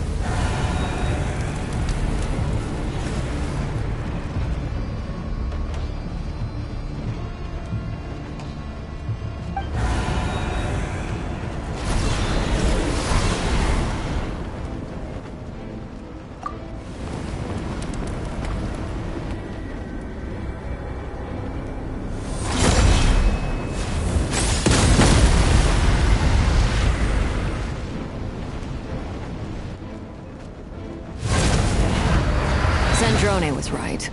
You look weak, Columbina. The old you would never have let such lowly creatures bar your way. Word has it that you did something for the Tsaritsa, and that's why you've lost most of your power. Freedom comes at a heavy price, doesn't it? It's Arlecchino! You came! Hello again, Columbina. And greetings, guests of the House of the Hearth. It's been a while, Arlecchino.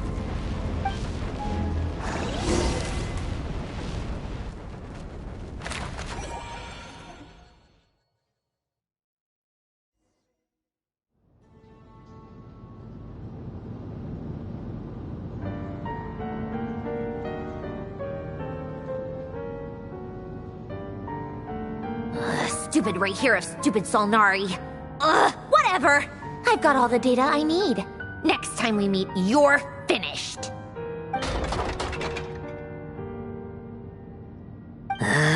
He sure doesn't pull his punches. Excuse me, do you need a hand? You can do me a favor by staying out of my way. Can't you see I'm busy? Wait a minute. I recognize that voice. Hello, Miss Sandrone. Father sent us over to help. How considerate of her. Hey, Fremine, get over here and help me fix this. Lenny, you do your thing. Just keep your sister away from my machines.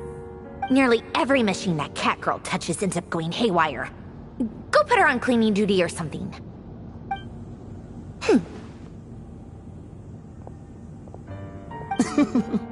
Then let's start downstairs. Fremine, we'll leave this place to you. You've got it. Wait a second. Pretty sure there's still some tea in the cupboard. If you want some, you'll have to make it yourselves.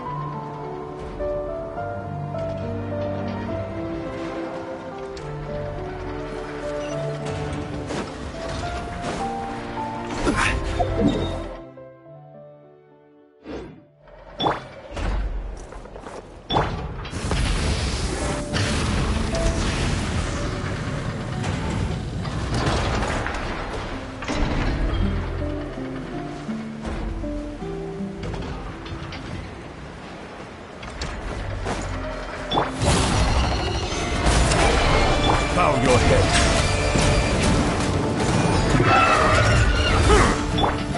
Try and stop me! Clouds high. The birds come! The wind knows me. Wrath from the sky! Settle down.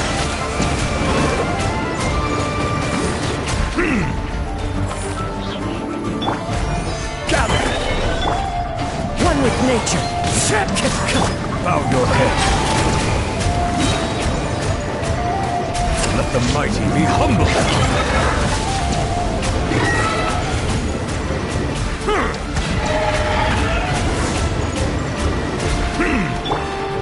Into the wind. It's fine.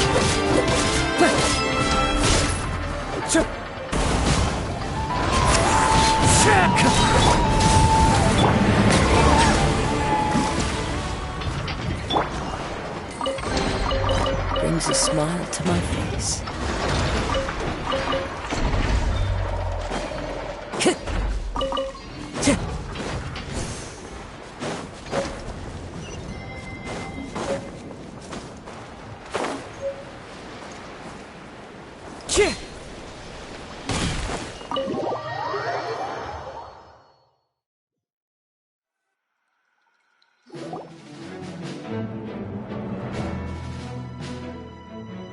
It's a relief to see you all made it back in one piece.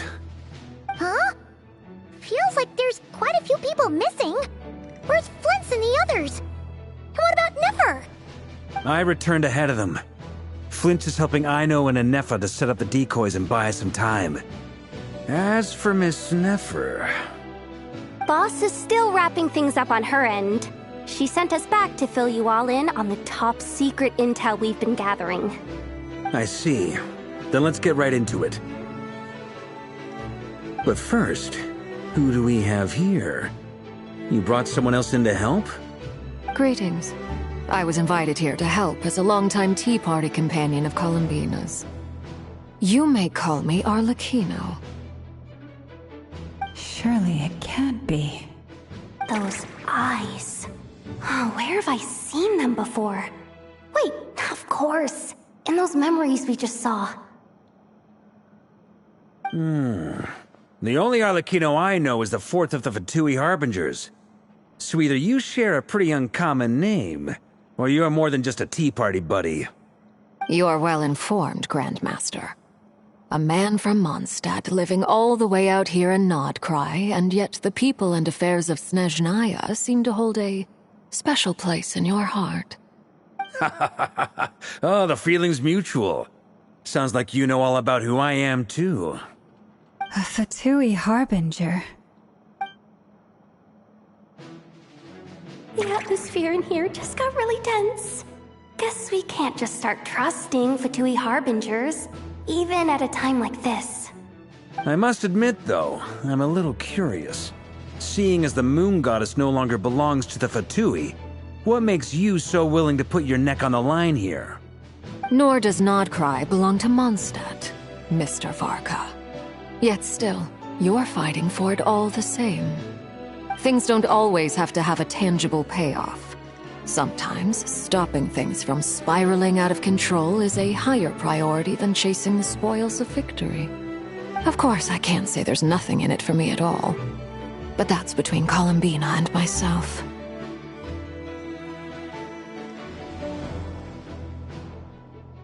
Forgive me. I don't mean to doubt you. It's just that the Fatui really have been the source of many of our troubles. We have our own way of doing things here in Nodcry. But ever since they arrived, the Fatui have treated us with nothing but hostility. I know there's been a lot of bad blood between us in the past. I've done my utmost to avoid friction whenever I could. But sometimes fundamental conflicts of interest simply can't be settled amicably. That's why I'm here solely in a personal capacity. This has nothing to do with the Fatui. As a gesture of good faith, I'll be frank. I can help Columbina track down the iridescent moon's marrow, which will help her restore more of her power. Anyway, what else is on the agenda? Let's begin. She says she'll be frank, then completely skips over the details. Looks like she doesn't want to give away too many secrets after all. But she clearly wants to change the subject. It'd be awkward if I tried to bring it up again now. I guess we'll just have to go along with it. She's the fourth of the Fatui Harbingers after all. One look and you can tell she's not someone you'd want to mess with.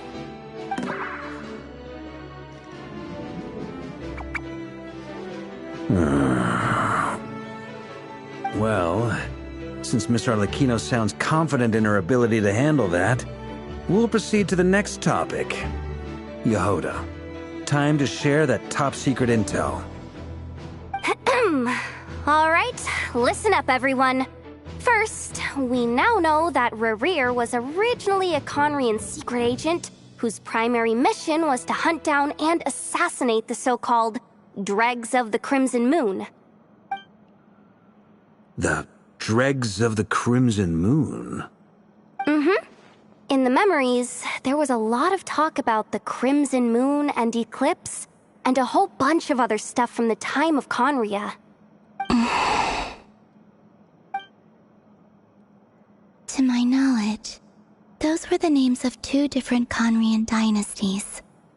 Long, long ago, it is said that the people of Conria worshipped the Crimson Moon, drawing a mysterious power from its reflection.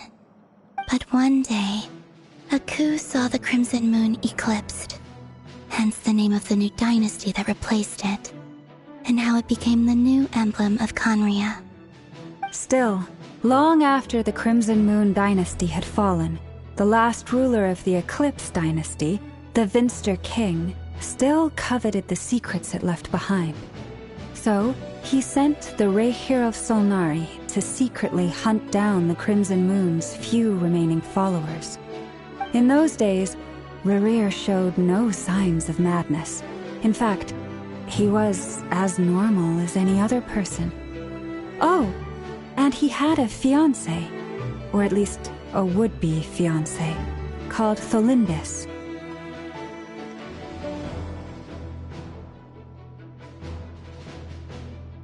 What's the matter?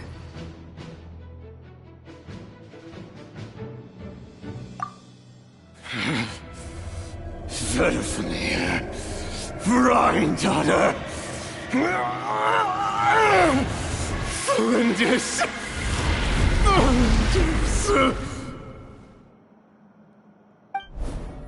Interesting. Anything else? What about this would-be fiancé of his? Do we know anything about her? Well, she was a researcher at the Universitas Magistrorum, but it felt like she was hiding some kind of secret. Oh, and one more thing. For some reason, Rerir's fragment also contains some of Tholindis' memories, though only a very small portion.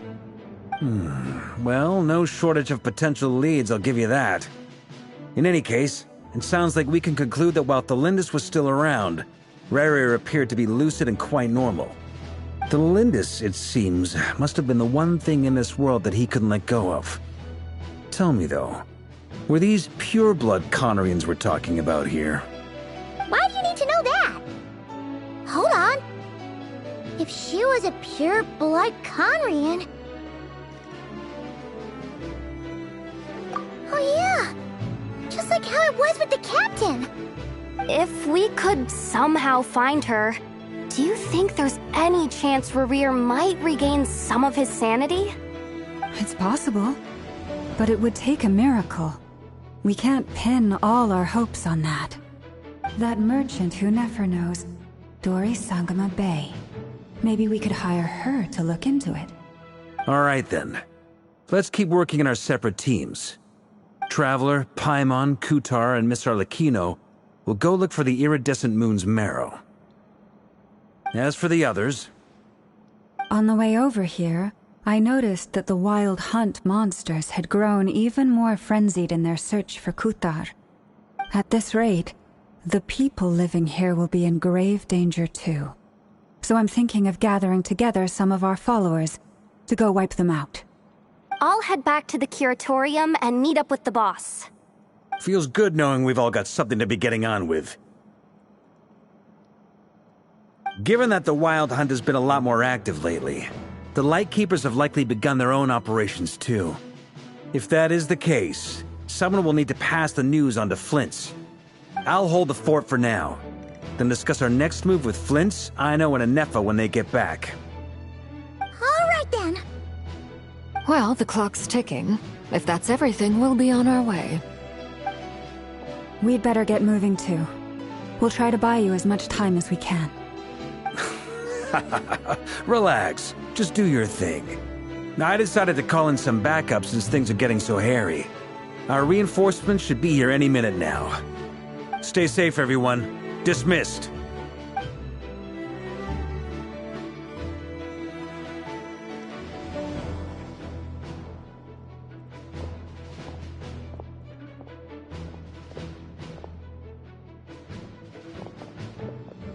We're back. Did we get here a little early? Or a little late? A tad late. The others have already set off. To summarize, our resident moon goddess has found us a new ally, and Boss Nefer has uncovered some promising info. Everything going smoothly on your end? Not great. I don't know how long we can stall them for. The decoys are getting taken out way faster than we imagined. I'm gonna make some more later, but I need a timeout first. I'm so tired right now. Oh, right! Inefa, could you fill in Uncle Varka on what we just discussed with Flint's? Sure. Uncle Varka, you previously told us about how when you went to investigate a source of the Wild Hunt in Amsvartnir, you discovered that it was just a diversion. But according to Flint's intel, several outbreaks of the Wild Hunt had already occurred in Nodcry in the period leading up to that. That was before Rerir had regained his body, when he was far from regaining his full strength. In other words, in theory at least, he still lacked the means to act in two places at once. Flint's, with everything that's been happening, the Lightkeepers across Nodcry are rallying to fight back against the Wild Hunt. They're gonna need your help. I know, I'm sure you're capable of coming up with something far more effective than decoys. But for now, you should stay here and get some rest. Inefa and I will head back over to Amsvartnir to see if there's anything I missed. I told you Uncle Varka would say that, didn't I? A deal's a deal. Not a word about my snack intake for the next week. Database updated. Reliability of Aino's predictions increased. What does that mean? They were betting on how you'd respond after hearing their intel. It's the obvious choice, isn't it? That's hardly worth betting on. We already decided that Inefa should go investigate the situation over at Amsvartnir on her own. You might as well stay here and keep watch. Someone needs to hang back and oversee our strategy meetings. And besides, you still haven't fully recovered from ambushing Rerir. So I've ended up with the easiest assignment. Well, I appreciate it, everyone. See you when you get back.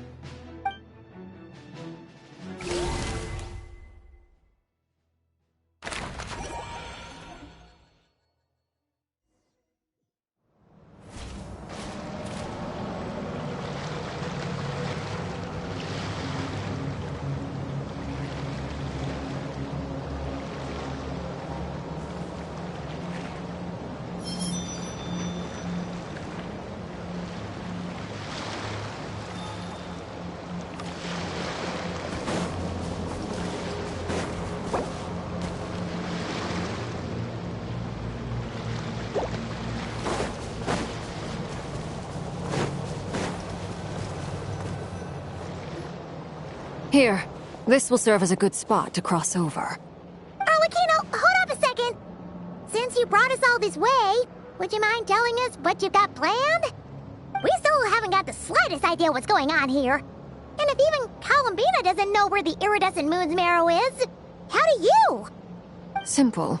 Because I am an inheritor of the royal bloodline of the Crimson Moon. And one of the last surviving embers of the Two Worlds' flames. Huh? Are you serious? Isn't you're a descendant of that Crimson Moon dynasty we were just talking about? The one from ancient Conria? Your surprise is understandable. I was also taken aback when I first learned of it. But the more I thought about it, the more I realized the signs had been there all along. When I was young, I discovered I could wield a very special kind of fire. It coursed like blood through my veins and smoldered away inside my nerves. What's more, whenever I experienced strong bursts of emotion or drew too deeply on this power, it was like some kind of presence within the fire would begin to gnaw away at me, consuming me from the inside out. Exactly. That is why my hands are like this, too. At first, I saw it only as a curse, but once I became a harbinger, the Jester apprised me of the truth. Together with my own investigations, over the past few years, There are several things that I have gradually come to understand. For instance, take the so-called Crimson Moon. In truth, it is nothing more than the shattered remnants of the iridescent moon, fused with the abyss to prolong its lifespan. Since this blood flame was bestowed upon me by the Crimson Moon, it is a fusion of the iridescent moon's former power and the corruption of the abyss. You all understand the nature of the abyss well enough. I draw upon its power, and in return, it hungers for my soul. This strange blackness is the mark of corruption it has left behind. If I recall correctly, you once told me that if the corruption ever made it to your heart, you'd become a completely different person. Yes, and that's the reason I'm always careful not to push my power too far. It's essentially a never-ending tug of war. Oh, sounds intense. Anyway, the rest of my story can wait. Is there anything else about the Crimson Moon or the iridescent moon that you're unclear about? Paimon has a question. So, the Crimson Moon that the Karians used to worship was actually the iridescent moon, right? Which was one of the three moon sisters. Does that mean that the Karians were to the Crimson Moon as the Frost Moon Scions are to the Frost Moon? So much of that history has been lost. We have no way of knowing exactly what they were like. But I would suspect that the Conrians weren't as devout in their moon worship as it might appear. The iridescent moon's remains simply served as their link to the abyss. Later on, perhaps someone discovered a way to make direct contact with the abyss. Or maybe there was some kind of ideological divide. Either way, a dissenting faction staged a coup and drove out the royal heirs of the Crimson Moon dynasty. Still, even with the dark sun looming high overhead, the Crimson Moon's glow never truly faded. If you want living proof, it's standing right before you. The first time we met, I sensed something familiar in your presence. When I looked at you, I felt I could see that mysterious red moon in the corner of my eye. In your flames, I saw its broken image, surrounded by a strange black aura. Well, I appreciate that you kept it to yourself. Much about the Crimson Moon is still a mystery, and I'd prefer not to end up as the object of an insane research project. Anyway, time is against us here, so if there's any other questions, they'll have to wait.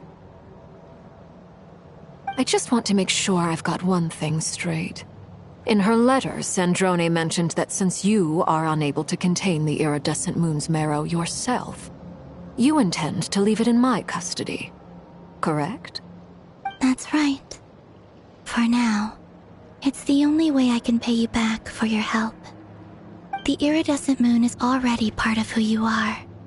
So with its marrow in your possession, you'll be even more powerful than before. Deal. Then let's get started. Get what started? What does this place have to do with the Crimson Moon? When I first became a Harbinger, the Jester gave me a book called Paranhari, also known as Leobranto Inamorato. You should be able to buy a copy next time you're in Fontaine. It's a love story set in the Crimson Moon era. But setting aside the tangled romances of its characters, it also records a few interesting details. In the Crimson Moon era, or so the story goes, there was an orphanage that received children from beyond the bounds of this world, and subjected them to a peculiar induction ceremony. Beyond the bounds of this world? For real? And what kind of induction ceremony? The Crimson Moon sages looked beyond this world for beings with powers that surpassed the gods. But fearing they might lose control, they subjected these children to a process of refinement. They made these children crawl up a fireplace and kept asking them, "Have you died? Did you see it?" Until they finally admitted to having died and seen a crimson moon. The adults embraced the children who passed the ritual, telling them, within the fireplace, you have traversed the flames between two worlds. Here and now, you are born anew. The book leaves much unsaid, but I suspect that this was their way of branding the children they had enrolled, leaving an indelible mark upon them so that they would forever live in the Crimson Moon's light. That explains why I can't sense the Crimson Moon's marrow in this world. It makes sense that it would be sealed in a special space that can only be accessed temporarily through some kind of ritual. But there's no fireplace here. Do you see a chimney anywhere? Oh, are we supposed to build it ourselves? Okay, fine. Paimon will go find some bricks. That won't be necessary. The fireplace is purely symbolic. The key to the ritual is crossing the flames between two worlds. In other words, the flames that burn within me. Those burned away by such flames leave behind a kind of ghostly afterimage in the world. In the days of Conria, people believed they could be used to bridge the gap between the two worlds of life and death. In short, I can open a passage to that space for you. That's the easy part. The catch is I'll need to stay on this side to keep the passage open, so I won't be able to come with you. Once you're inside, you'll have to find your own way.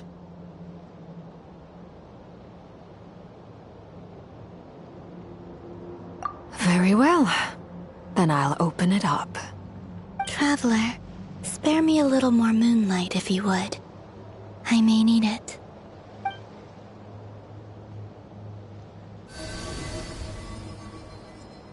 Thank you. I feel like I've recovered some of my strength now. It should be enough to move us across short distances and confront whatever dangers might await.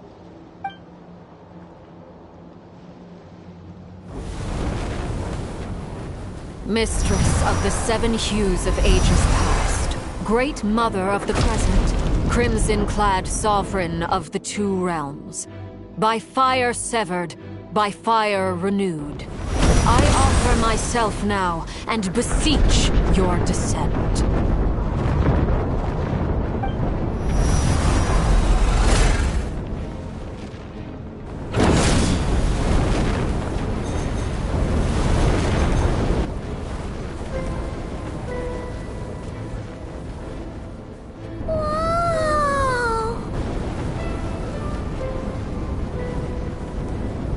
One word of advice. As you're crossing over, no matter what voices you hear, do not answer. Got it! I sense a sinister gloom inside, but also the familiar light of the moon. I feel that I am about to meet an old friend who has changed beyond all recognition. All right, let's go.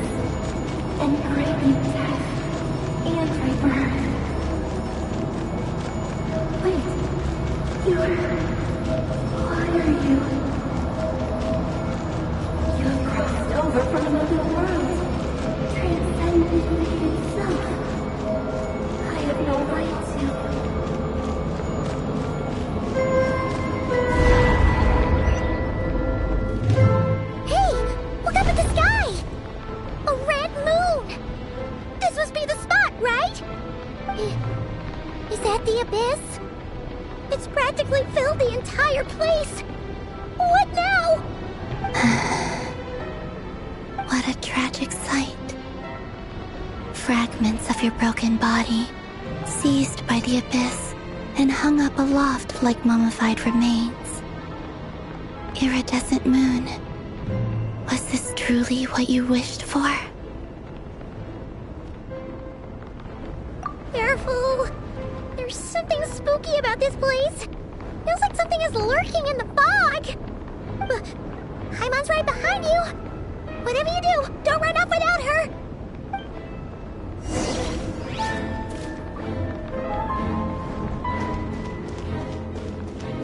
By the way, Columbina, didn't you tell us that the iridescent moon had shattered into pieces? The moon up there looks pretty whole to Paimon. How is that possible?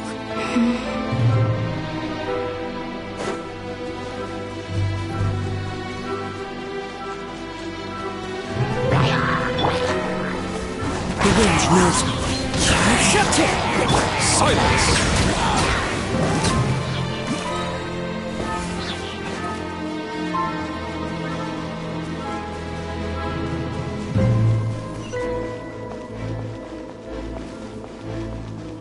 Just like I thought.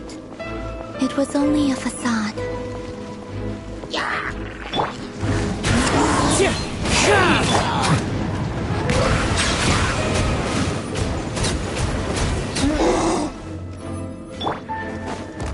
One with nature. Stabilize!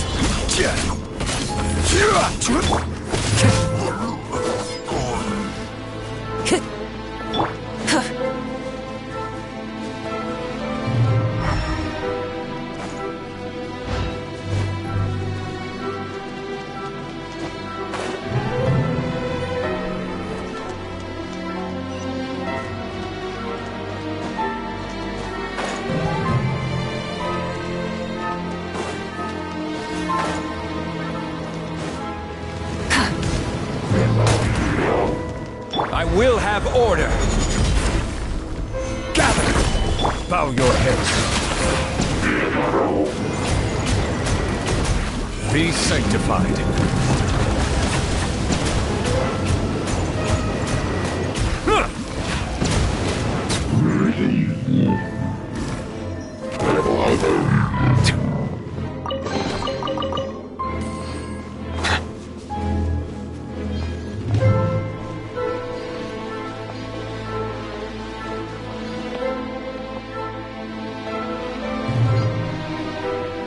Huh?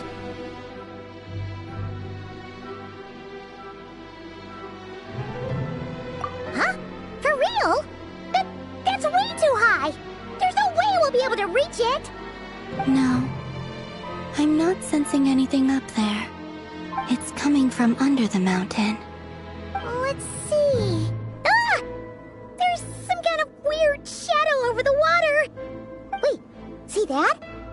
Looks like a mechanism of some sort. Let's check it out!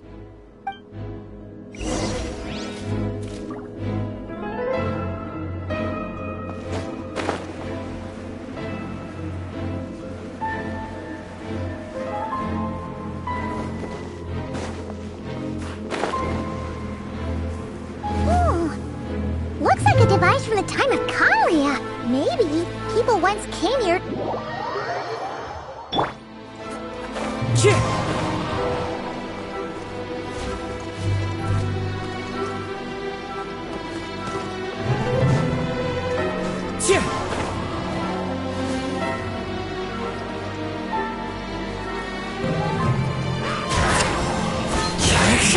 Settle down!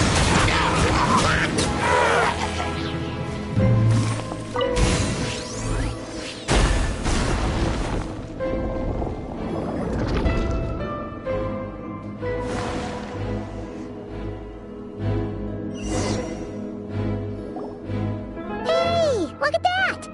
Now that the mechanism's running, the shadow in the water looks different. Do you think these mechanisms might be the key to unlocking the secret? Let's try to find more of them! Thalindis, we'll leave the rest of the research in your hands. We'll be heading back now. I hope this isn't ruining date night. Ugh. Mind your own business. Just leave me some snacks on the table. Thalindis? Is that Rear's girlfriend? How come we're... Oh, yeah. So, do you think she was studying this strange space all along? The Abyss has made this space extremely unstable. Maybe that's why some of the things she said and did were preserved here. Like echoes. Or after images. Whenever I see this view, it takes me back to a poem from my childhood. Waning moon, oh lifeless damsel, weeping on the mountain crest. Mourning still in wistful tone, her fragile soul now laid to rest. For me, of all people, to be here investigating the mysteries of the Crimson Moon space, is it a coincidence or something more?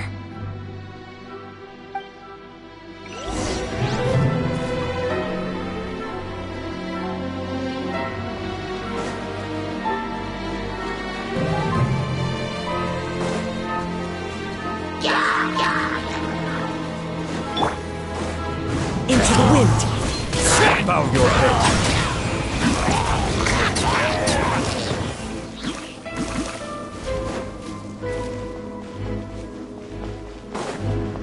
Oh, looks like the Abyss has messed up this mechanism. We need to find a way to get it working again. Let's see if there are any other devices nearby.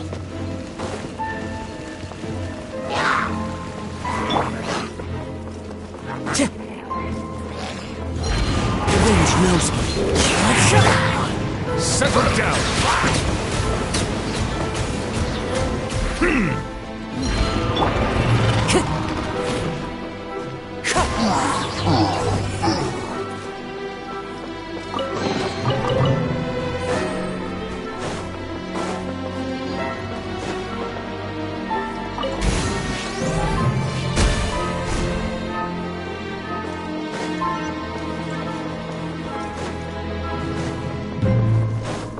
Time to go.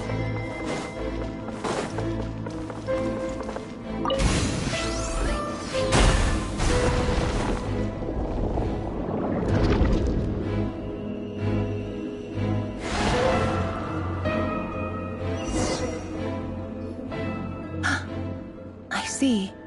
So the moon marrow, or rather the power of the 3 moons, is the key to unlocking... If it really does exist, then maybe this madness can finally be put to an end.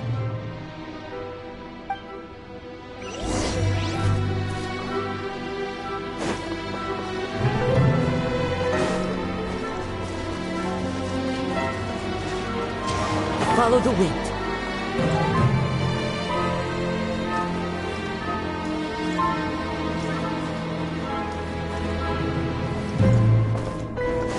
Take cover behind the rocks!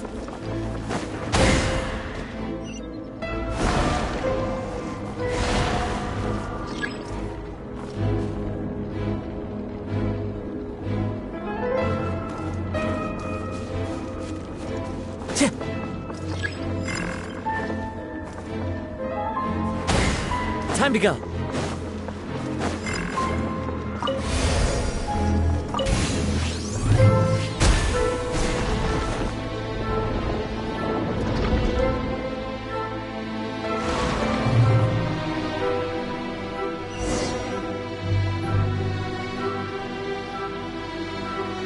With the Abyss inhibitors in place, I should be able to access the chamber with the moon marrow. Oh, Rerir, with every step you take, you're drifting further from what you truly desire. But you're not the root of the problem.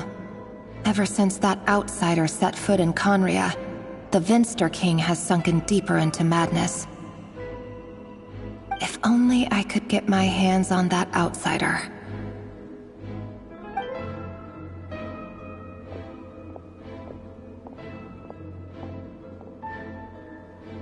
Hey, look! The moon's reflection is back to normal! Elendis' voice mentioned a chamber with the moon marrow. Do you think maybe it's hidden in the moon's reflection? It must be. For within it, I sense the fragile aura of a dying soul. Then there's no time to lose! shadows! Let's go!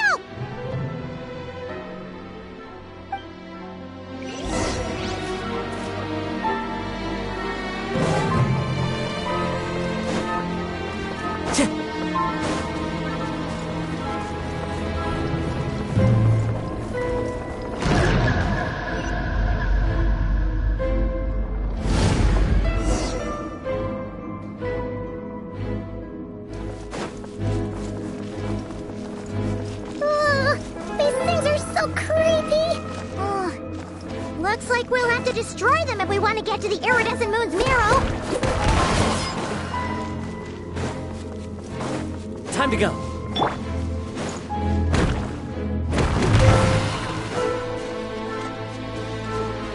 That must be the iridescent moon's Miro. Oh, we'll need to destroy these things before we can reach it.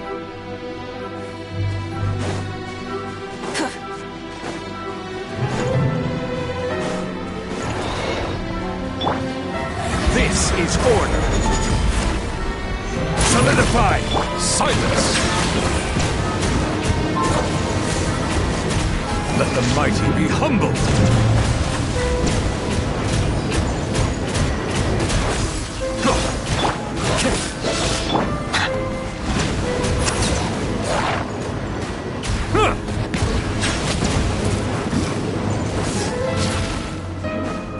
As one with wind and cloud.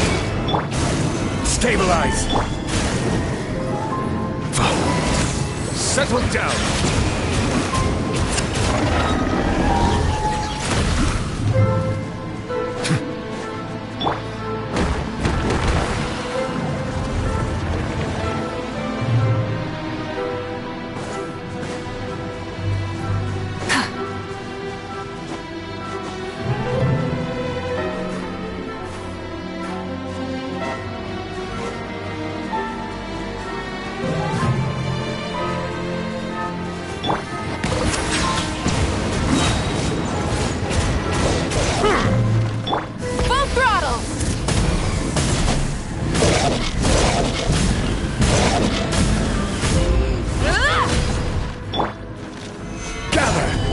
Bow your head.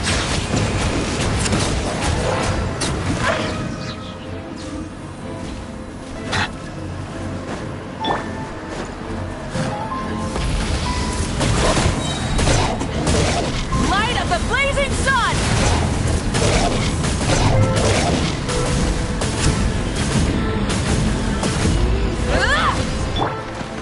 Solidify! Order guide you! Silence!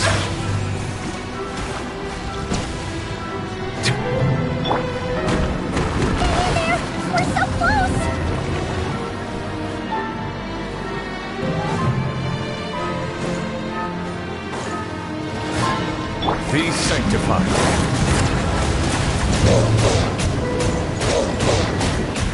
Settle down.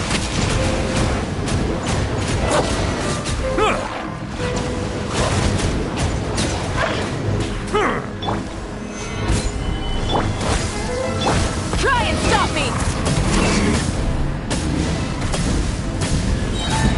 Wrath from the sky!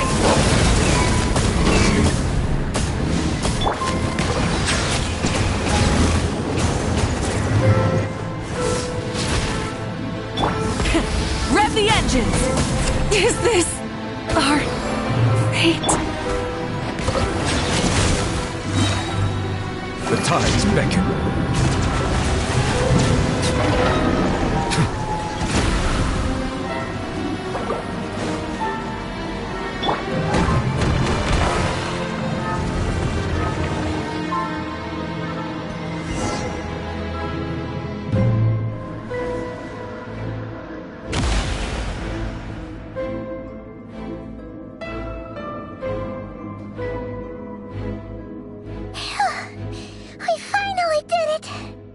The iridescent moon's marrow, still burning away like an undying flame, yet now contaminated by the abyss. It has taken on a new form entirely. If we can purify the abyssal power within, we should be able to obtain its untainted essence.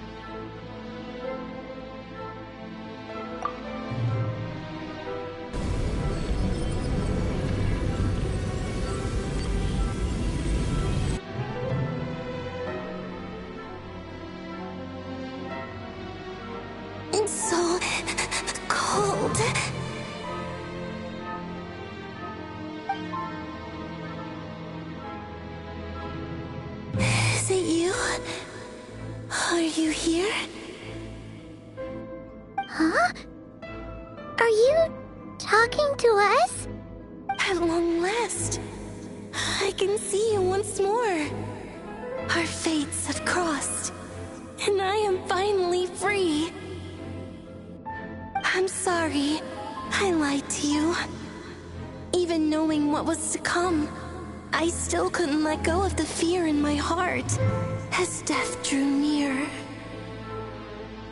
The moment the moon shattered, my body began to split apart piece by piece. Like I was being cut into pieces by 1,000 blunt blades. My thoughts scattered as the cold crept in. But I could not bear to fade away like that.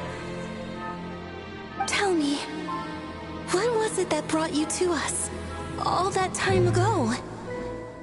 If only I had possessed your courage, then I might have been spared this torment more painful than death. You look so puzzled. That's how I felt too when I first saw you. But trust me when I say that everything happens for a reason. Farewell, Hypo.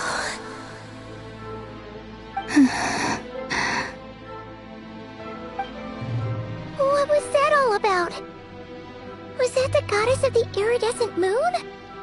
Oh, it sounded like she was speaking to a long-lost friend. But none of us have ever met her before, right? Perhaps. She took me for the goddess of the frost moon she once knew. For a fading soul like hers, our auras must be too similar to tell apart. But anyway, we've got the iridescent moon's marrow now. That should help you regain your strength, right?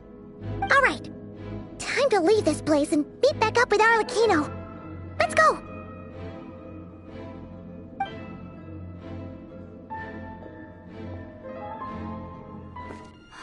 That's odd. This place looks different than when we came in. Waning moon, huh? oh lifeless damsel. Oh.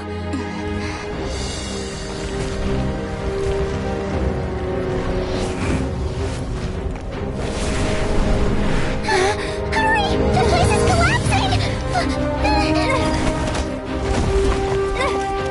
It wants to trap us here. Who's it? The Abyss? Now we've taken the moon marrow. All that's left here is a dark will. It will show us no mercy.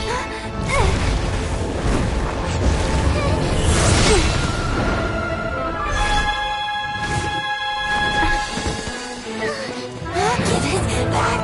The crimson moons! My marrow! My heart!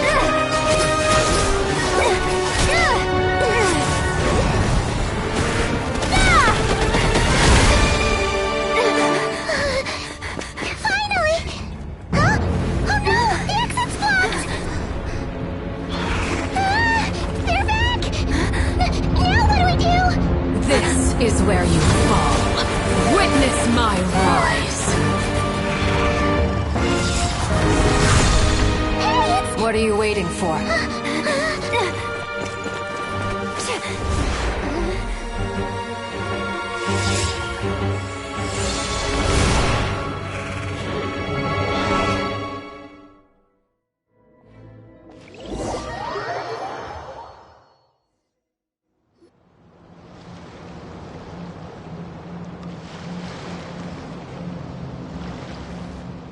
Oh, we made it!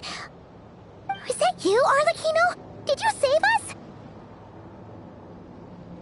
Wait, your hands! They're... Oh, this? Don't worry. It's a small price to pay.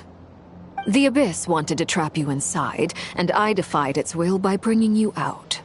No wonder it's a little angry. No. I have paid the price, albeit a small one, and it cannot be undone. My hands have already fused with the Abyss. Purification would simply destroy whatever's left of them. But surely... Oh... We're so sorry, Arlecchino. Paimon can't believe you'd make a sacrifice like this for us. As much as I'd like to call it a favor, the truth is I was simply holding up my end of the deal. Well, Columbina. Yes, you did your part. And as promised, I will leave the iridescent moon's marrow in your care. From this day forth, may the two worlds' flames burn ever more brightly.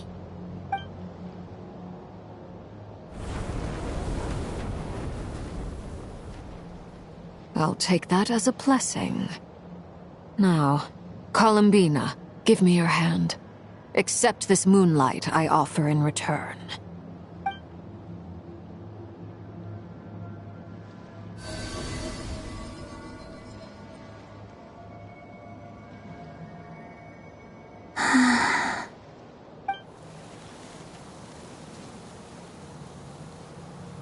Feeling stronger? Hey, Columbina, are you okay? I'm fine. Our powers are a little at odds, that's all. By the Frost Moon's authority alone, wielding the power of the other moons was always going to be a stretch.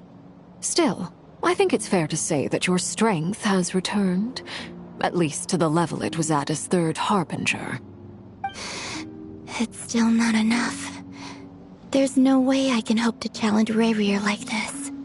Just one more ray of moonlight, if you would.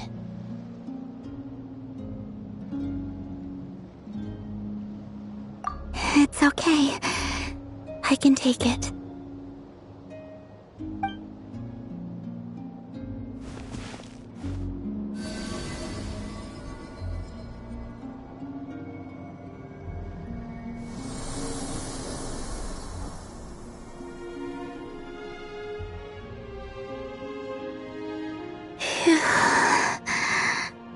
How about now?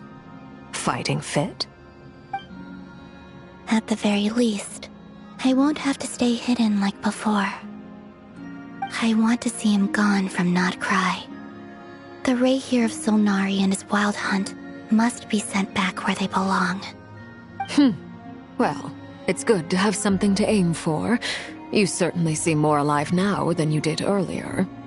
When I first met you, you didn't strike me as a ray of moonlight. More like a wisp of fog drifting in from who knows where, ready to scatter at the first sign of a breeze. But now, you're full of vitality, just like the Frost Moon, once the brightest of them all. May you keep shining, Columbina. This is who you are. Thank you. Look after yourself too, Arlecchino. I know you have plans of your own, and that's why you're always seeking to grow stronger. But whatever you're after, don't let the Abyss take a hold of you. I do not wish to see you go down the same path as Rayrear. I appreciate the concern, Columbina. Although perhaps it's time you took a new name. A new name? Kutar, the Moon Maiden, Columbina, they're nothing more than code names. They describe who she is and the roles she's played, but they're not her real name. We often use code names in the House of the Hearth, too. But it's knowing your real name that keeps you grounded. Up till now, you've been living a wandering life, so you've probably never really cared. All I'll say is this. Once you've defeated Rayrear, give it some thought. All right, that's it from me. I'll get you back safely first, then go meet up with Sandrone. You're the best! I appreciate the gesture. It speaks to your good character. Anyway, let's get going. There are more urgent things to do right now than trade compliments.